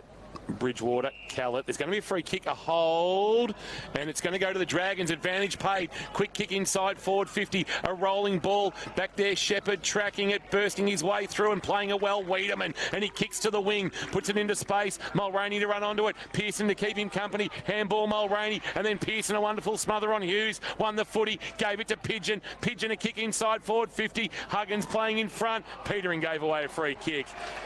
And it'll be taken by the TV evangelist in the right back pocket. Oh, it's a bit of Sunday action for him today. Blair Huggins. He was on TV at 6 o'clock this morning. He was. And his kick was terrible. He was off air at 7 after that. And he's turned it over. Jack McMahon takes it on centre wing for Bell+Park. Drives it back inside 54. The Dragons need a mark over the top. Mahadi might have gone forward. Over the back, Sarcevic tried to get the ball away. Oh! His head off! Took his head off. Stop. Oh, it's the Pigeon! He's been decapitated. Really has. He needs some work at the vet, Tyler Pigeon. Goodness. And no free kick. No free kick. What is going on? Got him right in the beak. Brock Williamson style. It was. In the left forward pocket. Quick kick out of the pack came from Maris, but he's put it out of bounds on the full to the northern end and will have a free kick. But this is where they want it. And now they need to work hard to hem Sth+Barwon in like they've been hemmed in. How's that not a free kick? Oh, wait. 17.5 minutes almost played. Barwon Foods time clock. Margin is 10 in this low-scoring affair. RSPCA investigation. Ah, nice, Birchie. I'm more excited about one more out on the full. We've got the equal record for the year. Peters, a high ball to half-back for Sth+Barwon. Bridgewater flew but couldn't take the mark. Caldo trying to barge his way through. The skipper for the Swans, taken in a tackle and brought to ground. I reckon that's Mulroney, is it? No, it's Callett, and he gets to his feet, and we will get a ball up. Umpire Brown points at the two rucks, Bridgewater and Callett. They'll run at each other. Bridgewater got high, won the tap down. Lucas has come up onto the footy, slung in the tackle, ball spilled out. Worm can't keep it alive. We'll have it hurled back into play again. It's gripping now. We haven't had the biggest margin of the day, 19. It's back to 10. And one of these teams is going to progress to a first semi-final. Left half forward for Bell+Park, northern end of the ground. Bridgewater, push past it by Callett. Goes towards Charlie Sarcevic. Lucas, he's wrapped up straight away. The umpire's asking him to get rid of the footy. He can't. It's been tackled by two Sth+Barwon players. Madigan was one, Kelly was the other. So centre wing, ball up. Bridgewater goes early to try and push Callett outside the ball. Comes to the back. Hughes gets a clearing kick for Sth+Barwon. Is that out of bounds on the full? Oh. Touch, said the boundary umpire. He was right on the spot. Was. He's about as far away as we were. And Callett and Bridgewater will do the ruck contests. Just 4 to centre. If I reckon, Birchie, whoever wins this, your Leopold Sporties is one of the opposing ruckmen. Tap down, Bridgewater, Callett, the roving handball release. Hughes jams it on the boot and around the corner inside 50. Lloyd, judging at best, has taken the mark. And they just say, let's go. Let's roll the dice as we approach time on. 1 goal only kicked in this final term. As Lloyd goes up the middle, sends it long. Wormy's target. Shepherd gave him a shove. Fly came, but no mark was taken for the Dragons. Benstead slid in, but Kelly gave it on the up to White. White a kick, wants forward. Spoilers come from everywhere, but Noble at the front of the back. Flicked it out to Carmody. Carmody tried to get it back to Noble. Noble a handball on the up. Madigan a quick snap around the corner, and back with the flight. Jones judging it best for Bell+Park. Marks in the right back pocket. Jones plays on straight away. Runs, goes with a kick towards half-back, needs a mark. Mahadi off the back of the pack. Sarcevic, oh, he turned around into traffic, and umpire said, lucky, we'll ball it up. So, just between wing and half-forward for Sth+Barwon on the outer side. We'll have a ball up. Callett and Bridgewater. Bridgewater gets it down, rove though by White. Back inside 50 for Sth+Barwon off the back of the pack.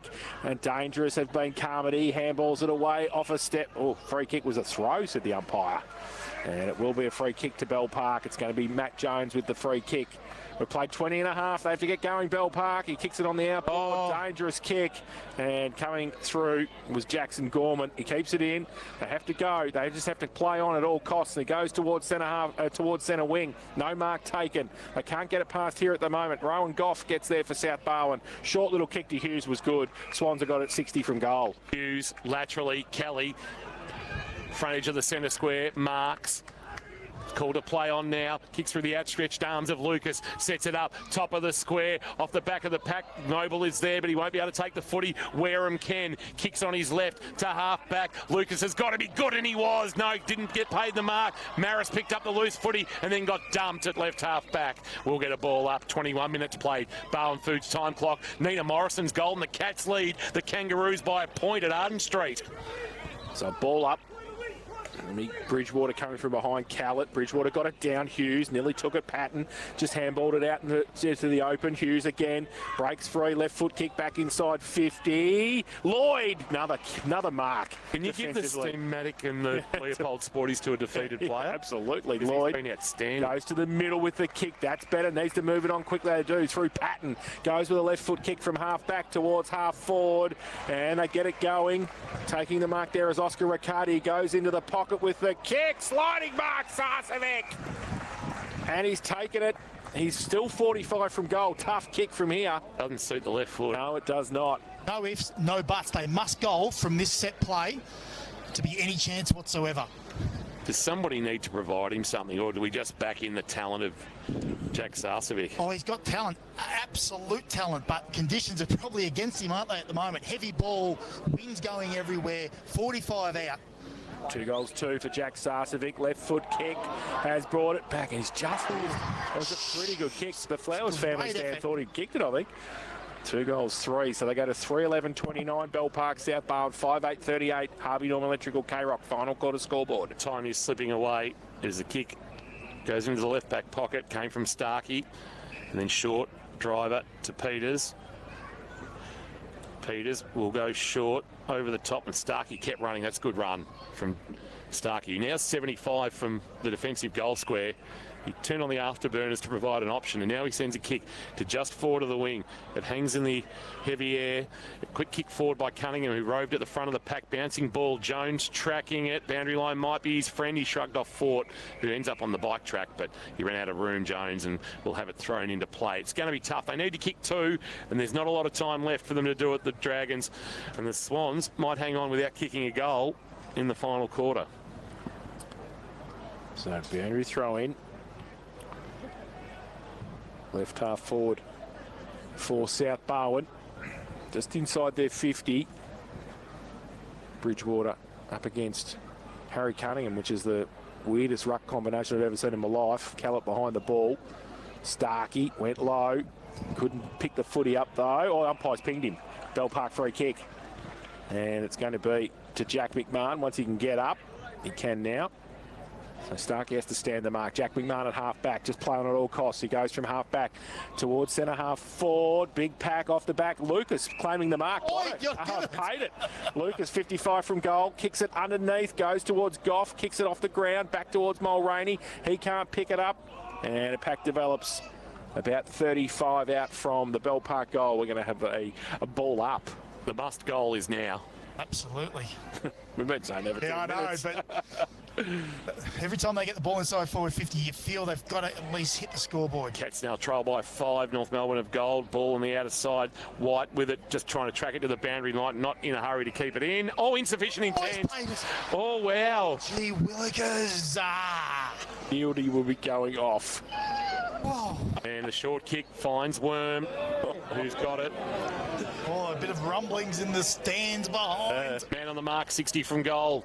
Worm sends it up into the right forward pocket. Fort's put himself behind the footy, flying but not marking. It was Mahadi who's gone forward. He's followed Fort. Quick clearing kick for Sth+Barwon. Jones came across, brought it to ground. Gorman couldn't take it cleanly neither. But Jones in the end, out of bounds, boundary throw in right forward pocket. Fraser Fort said, we're not losing this. I'm going to go and set myself up behind the ball. Nobody in Sth+Barwon's forward half at the moment. They're saving now, aren't they? Yeah. Boundary throw in. Just forward of centre wing for Bell+Park. They need to get it from this contest and inside their forward 50 pretty quick. Callett against Bridgewater. Falls a short boundary throw in. I think they'll have to do that all again and set up. So a bit of an anticlimax for that one. 5:8:38 Sth+Barwon. Bell+Park 3:11:29. We played 26 minutes in this final term on the Barwon Foods time clock. Sales of freshest fish direct to you, Donga Road, North Geelong. Righto, Kingy, let's get him going. Ball to be hurled back into play. Left half forward. Right half forward, I should say, for the Dragons. Callett front position, it's socket off the ground. Rolling ball, Worm coming one way, but not being able to pick it up was Lloyd. And there's going to be a free kick going to Jake Peters for too high. He just says settle it down as Cunningham provides him something. Instead, he sends it long. Caldu is his target. Back with the flight, Benstead. Mick Waters was there. Pushed in the back, surely free kick. That was an easy one for Reece McWaters to receive the free kick, the former Geelong Falcon. They need to conjure something. Bell+Park, Mick Waters sends it to the wing. Big fly. Mahadi got up there. He's gone forward to the ball, or he's just followed Fort, who's gone back behind the footy. And we'll get a ball up. Another stoppage. There's been plenty of them this afternoon. True centre wing out of side. Sth+Barwon at the 26 and 3/4 minute mark, lead by 9. Ball comes back towards Chris Hughes at centre half back for Sth+Barwon. He just holds it up. Matt Jones has actually gone to full forward because Fraser Fort's gone to full back. He's been terrific, Matt Jones, on Fraser Fort. So ball up, 55 from the Bell+Park goal. Callett taps it down. Madigan, got Hamish Lucas in a high tackle. As he put the tackle on, he actually swung his arm back, and Madigan will get up off the canvas and give the ball, well, he didn't give the ball back to the umpire. He just left it there for umpire Brown. Callett gets it down. Patton's in there, putting the tackle on against Madigan. Another ball up, still 50. This is good for Sth+Barwon. They lead by 9. Callett gets it down. Side of the pack, Mulroney. Riccardi goes free. Handball over the top. Now the Pigeon. Can he kick another one? The Pigeon has kicked the goal! Tyler Pigeon When it matters, he's kicked it. He's got the beak up and down, and he's kicked the goal. 4:11:35. Bell+Park. South Barwon 5:8:38. And it's 3 points of difference. Harvey Norman Electrical K-Rock final quarter scoreboard. 28 minutes played on the Bowen Foods time clock. Well, what I liked about it is Oscar Riccardi didn't panic on his left. He could have, by all rights, had a shot on his left or at least tried to straighten up, but he just had that sense of smarts to give the handball to the outside runner, and the pigeon done the rest, popped it through. Pigeon. You're an idiot. Here we go. 28.5 minutes played. We can't have long left. Bridgewater the tap. Patton, free kick, hold, going to the Dragons. And it's going to go to Worm. He gives a handball. Patton sends it inside forward 50. Sun now shining at West. Standing tall driver. Hamlin Hanger set himself at the front of the pack and holds firm for the Swans, and he gets up limping too. He hasn't kicked it yet, everyone. Theatre. Jack in the theatre. He's telling Goff to get moving. He's now told to get moving. Jack Driver. It's a shank! It is a shank, but it's landed on Max Mawson's chest. We haven't seen Max Mawson all afternoon. And he'll send the Swans towards half forward. Broughton the target. He works Mick Waters off the footy. Broughton found the loose ball. Kicks on the left. Wanted Hughes. Tobin got in front. Dropped the mark. Recovered. Gave it to Mick Waters. Holding the ball. Not paid. Madigan. Quick snap. Cunningham. Left shoulder. Misses to the right. Through for a minor score. Margin is 4. Gotta go straight down the middle. You might as well just go whack up the middle, and that is exactly what Wareham has done. Goes straight down. Cowart goes up, can't take the mark for South Barwon. Benstead, he can't pick it up. Lucas came in for the tackle. Pack develops. 4 to the centre circle for South Barwon. Umpire says away. They break away. They fall over at the crucial stage, though. Handball missed Lucas. Siren! Siren! South Barwon win in another epic game. South Barwon 5:9:39. They've defeated Bell+Park 4:11:35. Wowee. Goodness gracious. Without kicking a goal in the final term, South Barwon have hung on to a 4-point victory. A combined 5 points, the margin across the weekend. 1 point, golden point on Saturday. 4 points in a 9-goal slog combined on the Sunday. What a cracking start to the GFL final series. We've got 4 to go. And if they live up to the expectations of the last 2, we're in for some sort of September. 5:9:39 South Barwon.